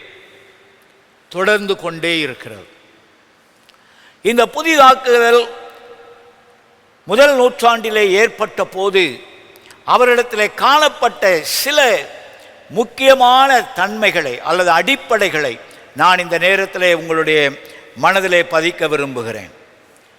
முதலாவதாக நான் சொல்ல வேண்டும் என்றால், அப்போஸ்தலர் 2ஆம் அதிகாரம் 1 வசனத்திலே அவர்கள் ஒருமனப்பட்டு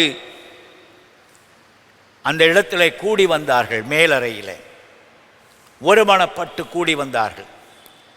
ஏன் கூடி வர வேண்டும்?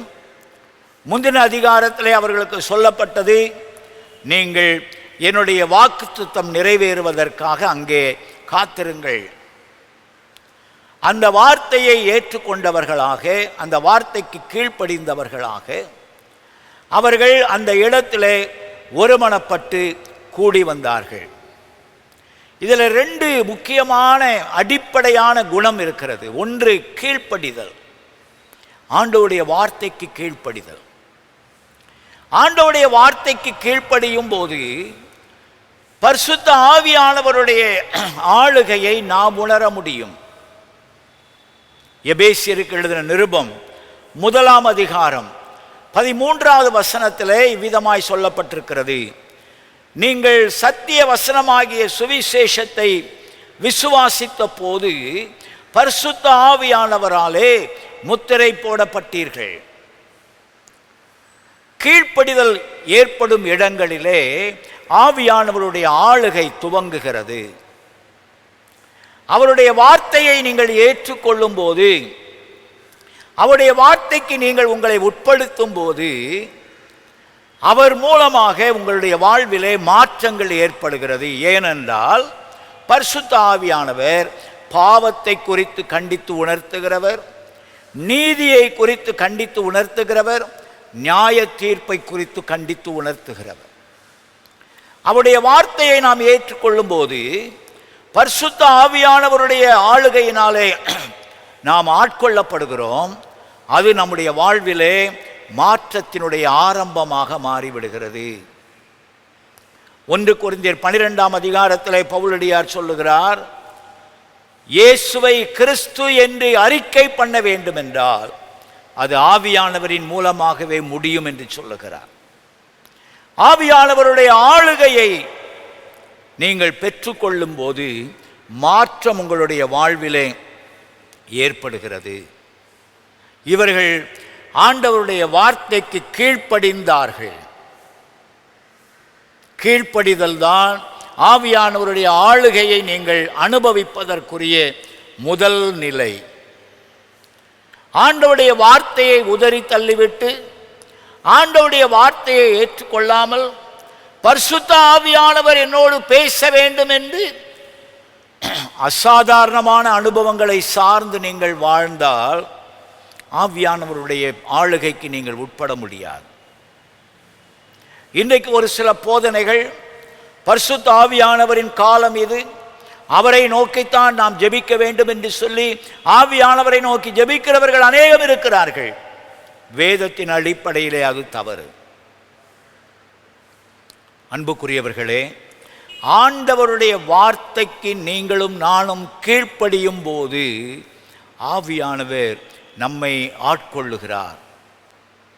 நம்மை முழுவதுமாக தம்முடைய பிரசன்னத்திலே நம்மை மூடி மறைக்கிறார்.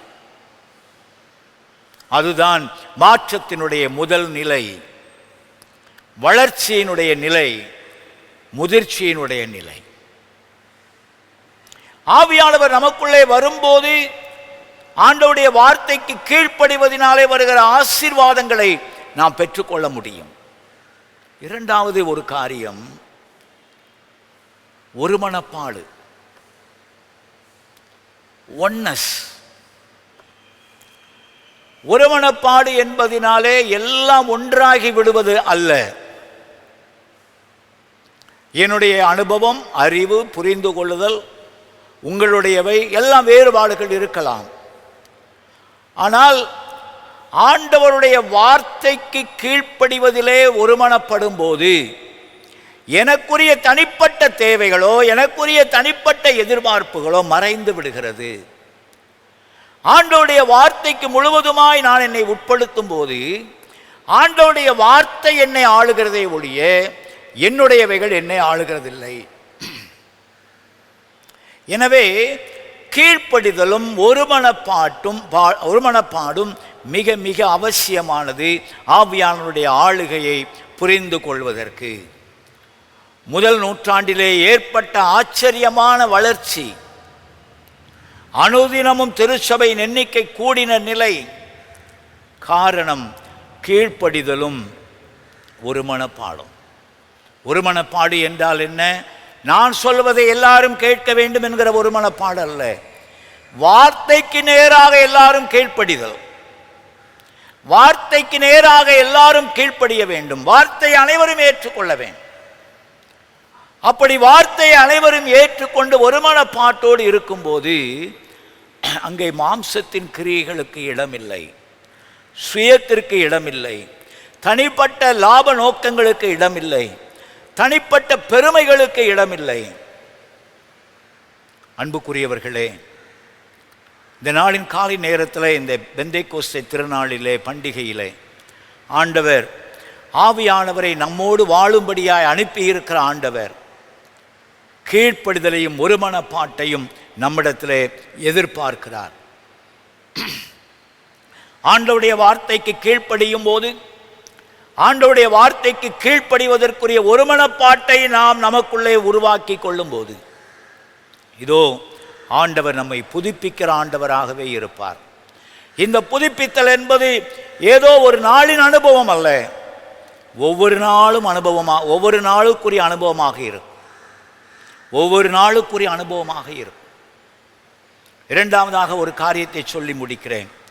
ஆவியானவரால் புதுப்பிக்கப்பட வேண்டும் என்றால் கீழ்ப்படிதலும் ஆண்டவருடைய வார்த்தைக்கு கீழ்ப்படிதலும் ஆண்டவருடைய வார்த்தைக்கு நேராக நம்முடைய வாழ்வை ஒருமுகப்படுத்துதலும் மிக மிக மிக அவசியம். இதற்கு ஆயத்தமாயிருக்கிற ஒவ்வொருவரையும் ஆண்டவர் புதுப்பிப்பார், ஆண்டவர் புதிதாக்குவார். இந்த மாற்றத்தையும் வளர்ச்சியையும் முதிர்ச்சியையும் அவருடைய வாழ்வாக மாற்றி கொடுப்பார். இரண்டாவதாக, இந்த புதுப்பித்தலிலே என்ன இருக்கிறது, என்ன அடங்கி இருக்கிறது, இந்த புதுப்பித்தல் எப்படி நடக்கும், அல்லது இந்த புதுப்பித்தின் மூலமாக ஏற்படுகிற விளைவுகள் என்ன, அதைத்தான் நாம் பார்த்தோம். அவர் நீதியை குறித்தும் பாவத்தை குறித்தும் நீதியை குறித்தும் நியாய தீர்ப்பை குறித்தும் அவர் நமக்கு கண்டித்து உணர்த்துவார். யோவான் நற்செய்தி நூல் 16ஆம் அதிகாரம் 14வது வசனம். இந்த உணர்த்தப்படுதல் நான் உணர்ந்து கொள்வதற்குரிய ஆற்றலற்றவனாக நான் வாழ்கிறேன். அந்த ஆற்றலை நான் கீழ்ப்படியும் போது, வேத வார்த்தைக்கு நேராய் ஒருமுகப்படும் போது என்னை ஆளுகிற ஆவியானவர் எனக்கு தருகிறார், என்னை உணர்த்துகிறார். அநேக ஆற்றல்களை வாய்ப்புகளை உணர்த்தப்படுவதற்கென்று கர்த்தர் நமக்கு தந்திருக்கிறார். ஆனால் பிரதானமாக பரிசுத்த ஆவியானவர் நமக்கு கொடுக்கப்பட்டிருக்கிறார். இந்த புதிதாக்கப்படுதல் எப்படிப்பட்டது? இந்த உணர்த்துதல் பாவத்தை குறித்தும் நீதியை குறித்தும் நியாய தீர்ப்பை குறித்துமாக இருக்கிறது. மிக சுருக்கமாய் சொன்னால், உலக வாழ்விலே பரிசுத்தமும் ஆண்டவர் எனக்கு வைத்திருக்கிற நித்திய வாழ்விலே பங்கு பெறுவதற்குரிய தகுதியையும் பரிசுத்த ஆவியானவர் எனக்கு தருகிறார். உலக வாழ்விலே பரிசுத்தம் என்றால் அழைக்கப்பட்டதனுடைய நோக்கத்தை நிறைவேற்றுதல். உலக வாழ்விலே என்னுடைய தனி வாழ்விலும் பொறுப்புகளிலும் பரிசுத்தத்தை வெளிப்படுத்துதல், அதன் மூலமாய் நித்திய வாழ்விலே பங்கு பெறுவதற்குரிய தகுதியை பெற்றுக்கொள்ளுதல். அன்புக்குரியவர்களே, இந்த ஆண்டு இந்த பெந்தைக்கோஸ்தே திருநாளிலே ஆண்டவர் நம்மை புதுப்பிக்க விரும்புகிறார். பரிசுத்த ஆவியானவர் நம்மை புதுப்பிக்க விரும்புகிறார். எப்படி சாத்தியம்?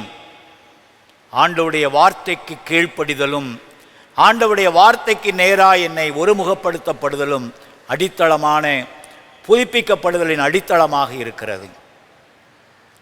இந்த புதுப்பிக்கப்படுதலின் மூலமாய் பரிசுத்தமும் நித்திய வாழ்வை குறித்த உறுதிப்பாடும் எனக்குள்ளாக அருளப்படுகிறது. என்னுடைய வாழ்விலே பரிசுத்தம் என்பது ஆண்டவர் எனக்கு தந்த நேரம், திறமை, பணம் இவைகளை எல்லாம் ஆண்டவருடைய எதிர்பார்ப்பின்படி ஆண்டவர் அங்கீகரித்தபடி பயன்படுத்துதல். அன்புக்குரியவர்களே, இந்த பரிசுத்த ஆவியானவரின் புதிதாக்குதல் என்னிலும் நமக்குள்ளும் இந்த உலகத்திற்குள்ளும் ஏற்படுவதற்கு கடவுளுடைய வார்த்தைக்கு நேராக நம்முடைய எண்ணங்களை ஒருமுகப்படுத்தி கீழ்ப்படிந்து அதற்கு நேராக நம்மை ஒருமனப்படுத்தும் போது இந்த புதிதாக்குதல் நமக்குள்ளே துவங்கும். அது இந்த உலகத்திலே பரிசுத்த வாழ்வையும் இந்த பரிசுத்த வாழ்வின் ஆசீர்வாதமான நித்திய வாழ்வையும் எனக்குள் உறுதிப்படுத்தும். அப்படிப்பட்ட புதிதாக்குதலை ஆண்டவர் நம் அனைவருடைய வாழ்விலும் நிறைவாய் தருவாராக. கண்களை மூடி ஆண்டவரை நோக்கி ஜெபம் செய்வோம். அன்பின் ஆண்டவரே, எங்களுக்காக எங்களோடு நிரந்தரமாய் வாழும்படி பரிசுத்த ஆவியானவரை எங்களுக்கு அருளி செய்திருக்கிறீரே. உம்முடைய பரிசுத்த ஆவியானவரின் மூலமாய் புதிதாக்கும் பணியை காலாகாலத்திலே ஒவ்வொரு காலகட்டத்திலும் இந்த உலகத்திலே சமுதாயத்திலே மனுமக்கள் வழியாய் திருச்சபையின் வழியாய் நிறைவேற்றி கொண்டிருக்கிறீரே. அதற்காக நாங்கள் உம்மை துதிக்கிறோம், உம்மை ஸ்தோத்தரிக்கிறோம். இந்த நேரத்திலும் எங்களை அர்ப்பணிக்கிறோம் சுவாமி. உம்முடைய வார்த்தைக்கு கீழ்ப்படிய, உம்முடைய வார்த்தைக்கு நேராக எங்களை ஒருமுகப்படுத்த, அதன் வழியாய் ஆவியானவருடைய புதிதாக்கும் ஆற்றல் எங்களை நிரப்ப வேண்டும் என்று ஜெபிக்கிறோம். ஆண்டவருடைய ஆவியானவருடைய புதிதாக்குதலின் ஆற்றல் எங்களுக்குள்ளே பரிசுத்தத்தை ஏற்படுத்தட்டும், பாவத்தின் மீது வெற்றி தரட்டும், நியாய தீர்ப்பை குறித்த பயத்தை ஏற்படுத்தட்டும், நித்திய வாழ்வை குறித்த உறுதிப்பாட்டை எங்களுக்குள் ஏற்படுத்தட்டும் சுவாமி. அப்பிரயோஜனமான பணியாளராய் நீர் சொன்னதை சொல்லி கடந்து போகிறோம். விளைய செய்கிற கர்த்தர் இதை கேட்கிற ஒவ்வொருவருடைய வாழ்விலும் 30, 60, 100 நற்பலனை உருவாக்குவீராக. எங்கள் ஆண்டவர் இயேசு கிறிஸ்துவின் நிமித்தமே தாழ்மையோடு வேண்டுகிறோம் நல்ல பிதாவே, ஆமேன்.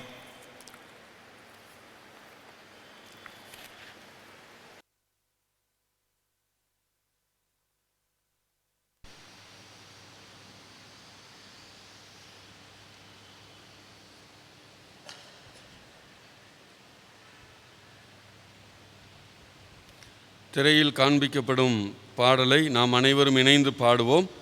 அப்பொழுது நாம் இருக்கிற இடங்களிலே நம்முடைய 2வது காணிக்கைகளை சேகரிக்கும்படி உங்களை அன்போடு கூட வேண்டிக் கொள்கிறோம்.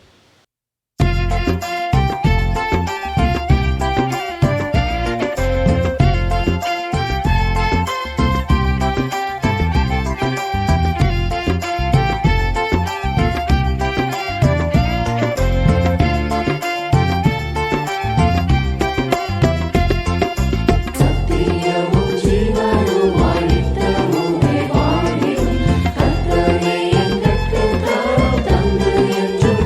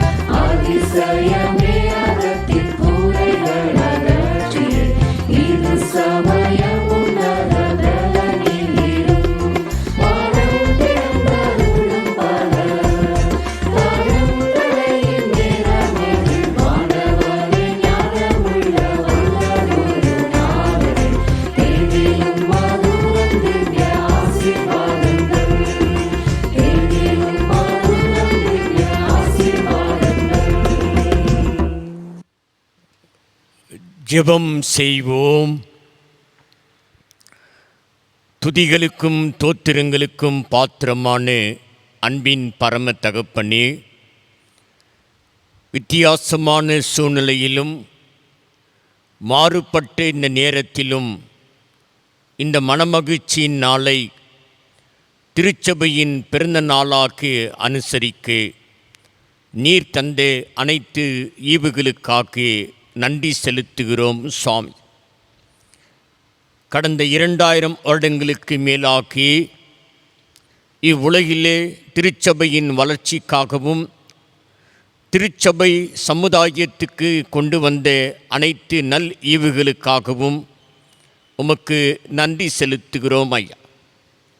இக்காலங்களிலே சுவாமி, திருச்சபை சந்தித்த சவால்கள், திருச்சபை சந்தித்த போராட்டங்கள், திருச்சபைக்கு எதிராக செய்யப்பட்ட அனைத்து காரியங்களையும் நீர் முறியடித்து, ஆண்டவரே, ஜீவனுள்ள ஒரு சபையாக்கு இந்த உலகத்தில் இதை வளர்த்து வருவதற்காக நன்றி செலுத்துகிறோம் சுவாமி. அன்பின் பிதாவே, திருச்சபையின் குடும்பங்கள் ஒவ்வொன்றையும் தொடர்ந்து ஆண்டவரே நீர் பாதுகாத்து பராமரித்து வழி நடத்தும்படியாக உம்மை நோக்கி நாங்கள் ஜெபிக்கிறோம். சிறப்பாக பெந்தெகோஸ்தே நாளை கொண்டாடுகின்ற தருணத்திலே ஆண்டவரே சுவாமி, பரிசுத்த ஆவியானவரை குறித்து எங்களிடம் காணப்படுகின்ற தவறான புரிதலுக்காக உம்மை நோக்கி மன்றாடுகிறோம். சரியான புரிதலும் சரியான உணர்வுகளையும் நாங்கள் பெற்றுக்கொள்ள நீர் கிருபை தாரும் சாமி. சில காரியங்களுக்கு மாத்திரம் நாங்கள் முக்கியத்துவம் கொடுத்துவிட்டு ஆண்டவரே உண்மையை மறந்து மாறுபட்ட கோணத்திலே எங்களுடைய வாழ்க்கையில் நாங்கள் பயணிக்காமல் ஆவியானவர் எதிர்பார்க்கின்ற கனிகளை கொடுக்கின்ற மக்களாக இந்த உலகத்திலே வாழ நீர் எங்களை வழிநடத்தும்படியாக்க உம்மிடத்தில் நாங்கள் கெஞ்சி மன்றாடுகிறோம். இரக்கம் நிறைந்த ஆண்டவரே, இந்த நாளிலும் திருச்சபையின் குடும்பங்களுக்கு கொடுத்து செய்திக்காக உமக்கு நன்றி செலுத்துகிறோம் ஐயா. திருச்சபை எப்பொழுதும் இயங்கிக் கொண்டிருக்கின்ற ஒரு திருச்சபை, மாற்றங்களுக்கு அடிகோலுகின்ற ஒரு திருச்சபை, மாற்றங்களை நிறைவேற்றுகின்ற ஒரு திருச்சபை என்பதை நாங்கள் உணர்ந்து கொள்ள நீ தந்த கிருபையின் நேரங்களுக்காக நன்றி செலுத்துகிறோம். அன்பின் ஆண்டவரே, தொடர்ந்து இந்த காலங்களுக்குரிய புதிய ஆக்குதலையும் ஆண்டவரே புதிய நிலைமைகளையும் நீ திருச்சபைக்கு தந்துமொழியாக்கும் நோக்கி நாங்கள் ஜெபிக்கிறோம். இதற்கென்று எங்களை ஆயத்தப்படுத்தும் உம்முடைய வேத வசனங்களுக்கு கீழ்ப்படிந்து விசுவாசிகள் மத்தியிலே ஆண்டவரே ஒருமுகமாக இணைந்து ஆண்டவரே பரிசுத்தத்தை விரும்பி தூய ஆவியின் செயல்பாடுகளுக்கு எங்களை அர்ப்பணித்த மக்களாக்கு ஆண்டவரே இந்த திருச்சபையினுடைய புதிதாக்கும் பணிகளிலே உடன் ஊழியர்களாக்கி ஆண்டவரை வாய்க்கால்களாக செயல்பட திருச்சபையின் குடும்பங்கள் ஒவ்வொன்றையும் நீர் ஆசீர்வதித்து வழி நடத்தும்படியாக நாங்கள் ஜெபிக்கிறோம் சுவாமி. சிறப்பாக்கி நீர் எல்லா நேரங்களிலும் எல்லா சமயங்களிலும் நீர் எங்களோடு இருக்கிற அன்பின் தகப்பனையா. ஆண்டவரே, நீர் எங்களை தேற்றுகிற தெய்வம், எங்களை வழிநடத்துகிற தெய்வம், எங்களை உணர்த்துகிற அன்பின் தெய்வம் சுவாமி. உமக்கு நாங்கள் கொடான கொடி ஸ்தோத்திரத்தை ஏடுகிறோம் ஐயா. நீர் தருகின்ற உணர்வை பெற்ற மக்களாக வாட ஆண்டவரை, நீர் தருகின்ற புரிதலை பெற்றுக்கொண்ட மக்களாக வாட, நீர் தருகின்ற எங்களுடைய பணிகளை பெற்றுக்கொண்ட மக்களாக வாட, நீர் எங்களை ஆதரித்து வழி நடத்தும்படியாக நாங்கள் ஜெபிக்கிறோம். இந்த தருணத்திலும் சுவாமி, பேராலய திருச்சபைக்காக நோக்கி நாங்கள் ஜெபிக்கிறோம். இந்த மாறுபட்ட சூழ்நிலையிலும் கூட ஆன்லைன் வழியாக ஆண்டவரே திருச்சபையின் குடும்பங்களுக்கு நீ தந்து வருகிற ஒவ்வொரு வாய்ப்புகளுக்காக நன்றி செலுத்துகிறோம் சாம்.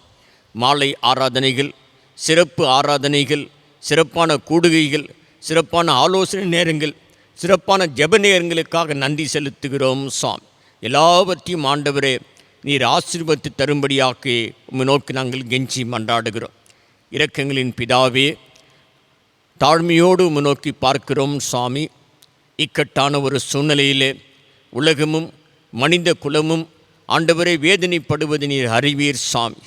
ஆண்டவரை, கொடுமையான இந்த தொற்று வியாதியின் காரணமாக இழப்புகள், மரணங்கள், கடுமையான சூழ்நிலைகள் எல்லாவற்றையும் சந்தித்து வருகிற மக்களுக்காகவும் நோக்கி நாங்கள் ஜெபிக்கிறோம் ஐயா. இந்த தருணத்திலும் எங்கள் நம்பிக்கையை நாங்கள் இழந்து விடாமல், எங்கள் விசுவாசத்திலே சோர்ந்து விடாமல் ஆண்டவரே நீர் எங்களை உயர்த்தி பிடிக்குமே நாங்கள் ஜெபிக்கிறோம் ஐயா. ஏற்ற காலத்திலே ஆண்டவரே இதை போன்ற சூழ்நிலைகள் மாறும்படியாக்கு ஆண்டவர் தாமே அனுகிரகம் செய்யும்படி நாங்கள் ஜெபிக்கிறோம். கண்டுபிடிக்கப்பட்டிருக்கின்ற ஆண்டவரே மருந்து மாத்திரைகளுக்காக, தடுப்பூசிகளுக்காக உமக்கு நன்றி செலுத்துகிறோம் சாமி. எல்லா மக்களும் இதனை பெற்றுக்கொள்வதற்கு ஆண்டவரே நீர் அனுகிரகம் செய்யும்படி நாங்கள் ஜெபிக்கிறோம். ஆண்டவரே இந்த சிறப்பான பணியில் முதன்மை பணியாளர்களாக செயல்படுகின்ற மருத்துவர்கள், விஞ்ஞானிகள், தாதிமார்கள் மற்றும் அனைவருக்காக ஜெபிக்கிறோம் சாமி. இந்த தொற்றுக்கள் அனைத்தும் ஆண்டவரே இவர்களை பாதித்து விடாமல் தங்கள் கொடுக்கப்பட்ட பணிகளில் மிகுந்த கவனத்தோடும் அர்ப்பணத்தோடும் நிறைவேற்றும்படியாக தேவரின் அனுகிரகம் செய்யும்படியாக நாங்கள் ஜெபிக்கிறோம்.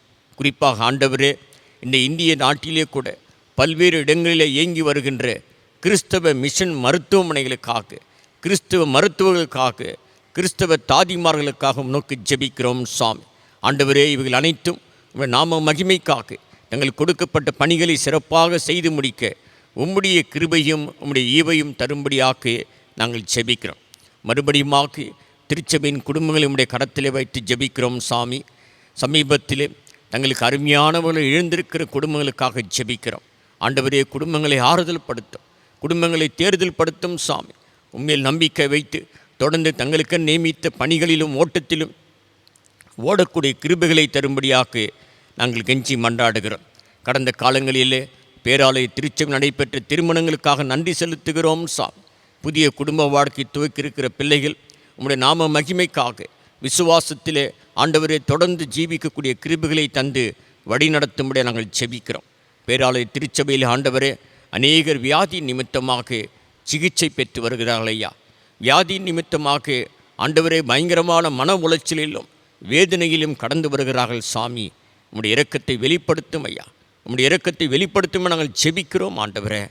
ஆண்டவரே கண்ணோக்கி பார்த்து ஏற்று காலத்திலே பரிபூர்ண சிகிச்சையும் பரிபூர்ண சுகத்தையும் பெற்றுக்கொள்ளும்படியாக நாங்கள் ஜெபிக்கிறோம். மறுபடியுமாக ஆண்டவரே எங்கள் திருச்சபையில் காணப்படுகின்ற வாலிப சகோதர சகோதரிக்காக ஜெபிக்கிறோம். இந்த காலங்களில் அவளுக்கு வேண்டிய ஞான வரத்தை தாரும் சாமி. நாங்கள் நடக்க வேண்டிய காதை, நாங்கள் செய்ய வேண்டிய காரியங்கள், சிந்திக்க வேண்டிய காரியங்கள் எல்லாவற்றிலும் ஆண்டவரே தெளிவை பெற்றுக்கொண்டவர்களாக வாடக்கூடிய ஸ்லாக்கத்தை தாரும். சிறு பிள்ளைகளுக்காக ஜெபிக்கிறோம் சாமி. அநேக ஆண்டவரே ஆபத்தான செய்திகளை நாங்கள் கேள்விப்படுகிறோம். தொற்று வியாதிகள் சிறு பிள்ளைகளை பாதிக்கிறது, சிறுவர்கள் அதிகமாக பாதிக்கப்படுகிறார் என்பதை நாங்கள் கேள்விப்படுகிறோம் சாமி. உம்மை நோக்கி பார்க்கிறோம் ஐயா, உம்மை நோக்கி பார்க்கிறோம் ஆண்டவரே. இந்த சிறு பிள்ளைகள் அடுத்த தலைமுறை பிள்ளைகள் சாமி, அடுத்த தலைமுறை பிள்ளைகள் ஐயா. பிள்ளைகளை ஆண்டவரே நீர் கண்ணோக்கி பாரும் சாமி.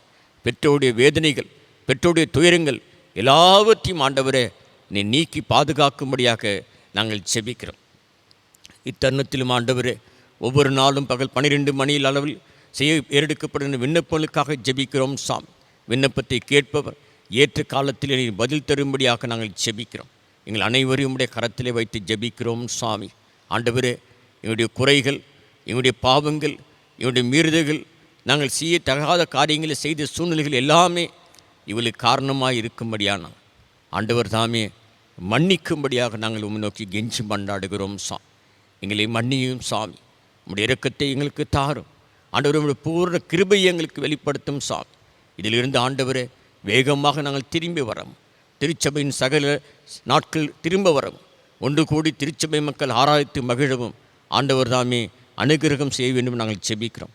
இந்த வாரத்திலும் கூட ஆண்டவரே எங்களுடைய செபிகள் நல்ல செய்திகளை கேட்கும்படியாக்கும், ஆண்டவரே நம்பிக்கைக்குரிய செய்திகளை கேட்கும்படியாக்கும் அனுகிரகம் செய்யும்படியாக நாங்கள் ஜெபிக்கிறோம். தங்கள் இல்லங்களிலிருந்து இந்த திருச்சபை ஆராதனையிலே பங்கேற்கின்ற ஒவ்வொரு குடும்பத்திற்காக, குடும்பத்தின் மக்களுக்காக ஜெபிக்கிறோம் சாமி. அவருடைய விண்ணப்பங்கள், தேவைகள் எல்லாவற்றையும் சந்தி. குறிப்பாக ஆண்டவரே இந்த வாரத்தில் பிறந்த நாளை கொண்டாடி இருக்கிற திருச்சபையின் குடும்பங்கள், திருமண நாளை கொண்டாடி இருக்கிற திருச்சபையின் குடும்பங்களுக்காக ஜெபிக்கிறோம். இந்த புதிய ஆண்டு ஒரு சிறப்பான ஆண்டாக இருக்கக்கூடிய கிருபைகளை தார். தங்கள் இல்லங்களிலே சேகரித்து வைத்திருக்கிற காணிக்கைக்காக ஜெபிக்கிறோம் சாமி. காணிக்கை வழியாக தொடர்ந்து திருச்சபை பணிகள் நடைபெற கிருபை தார். எங்கள் அனைவரையும் உடைய கரத்தில் ஒப்படைக்கிறோம். நீங்காத தெய்வீக பிரசன்னமும் மாறாத கிருபையும் எங்களோடு இருந்து எங்களை ஆட்கொண்டு வழி நடத்த வேண்டும் என்று எங்கள் ஆண்டவர் இயேசு கிறிஸ்துவின் வழியாக ஜெபிக்கிறோம் பிதாவே, ஆமீன். ஆண்டவருடைய ஜெபத்தை ஏறெடுப்போம். பரமன இருக்கிற எங்கள் பிதாவே, உம்முடைய நாமம் பரிசுத்தப்படுவதாக, உம்முடைய ராஜ்யம் வருவதாக, உம்முடைய சித்தம் பரலோகத்தில் செய்யப்படுவது போல பூமியிலேயும் செய்யப்படுவதாக. அன்றனுள்ள அப்பத்தை இன்று எங்களுக்கு தாரும். எங்களுக்கு விரோதமாக குற்றம் சொல்லுக்கு நாங்கள் மன்னிக்கிறது போல எங்கள் குற்றங்கள் எங்களுக்கு மன்னியும். எங்களை சோதனைக்குள் பிரவேசிக்க பண்ணாமல் தீமையை ரட்சித்து கொள்ளும். ராஜ்யமும் வல்லமையும் மகிமையும் என்றென்றைக்கும் உம்முடையவைகளே, ஆமீன். சர்வ வல்லவருடைய இரக்கமுள்ள கிருபைக்கும் அன்புள்ள பாதுகாப்பிற்கும் நேசமுள்ள பராமரிப்புக்கும் அனைவரையும் ஒப்புவிக்கிறோம். ஆண்டவராகிய இயேசு கிறிஸ்துவின் கிருபையும் பிதாவாகிய தேவனுடைய அன்பும் தூய ஆவியரின் திருவுறவும் ஆலோசனைகளும் ஆசீர்வாதங்களும் நம் அனைவரோடும் கூட இன்றும் என்றும் சகல நாட்களும் இருப்பதாக.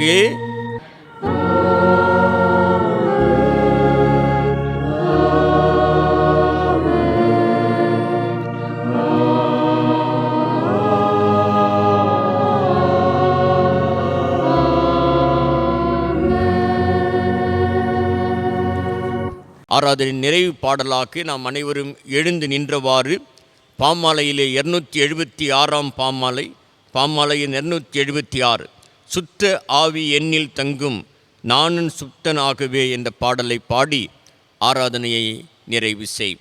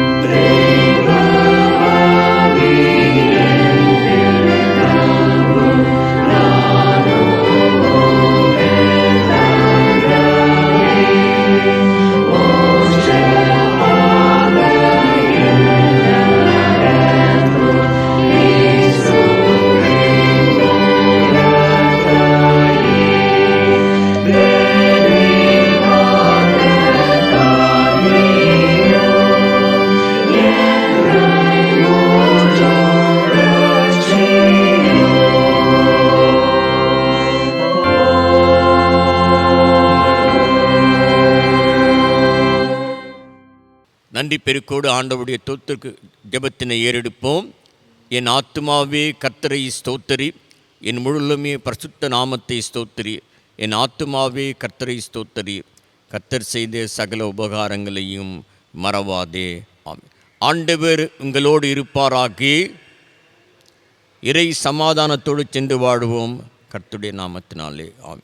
God bless you. ஆமென்.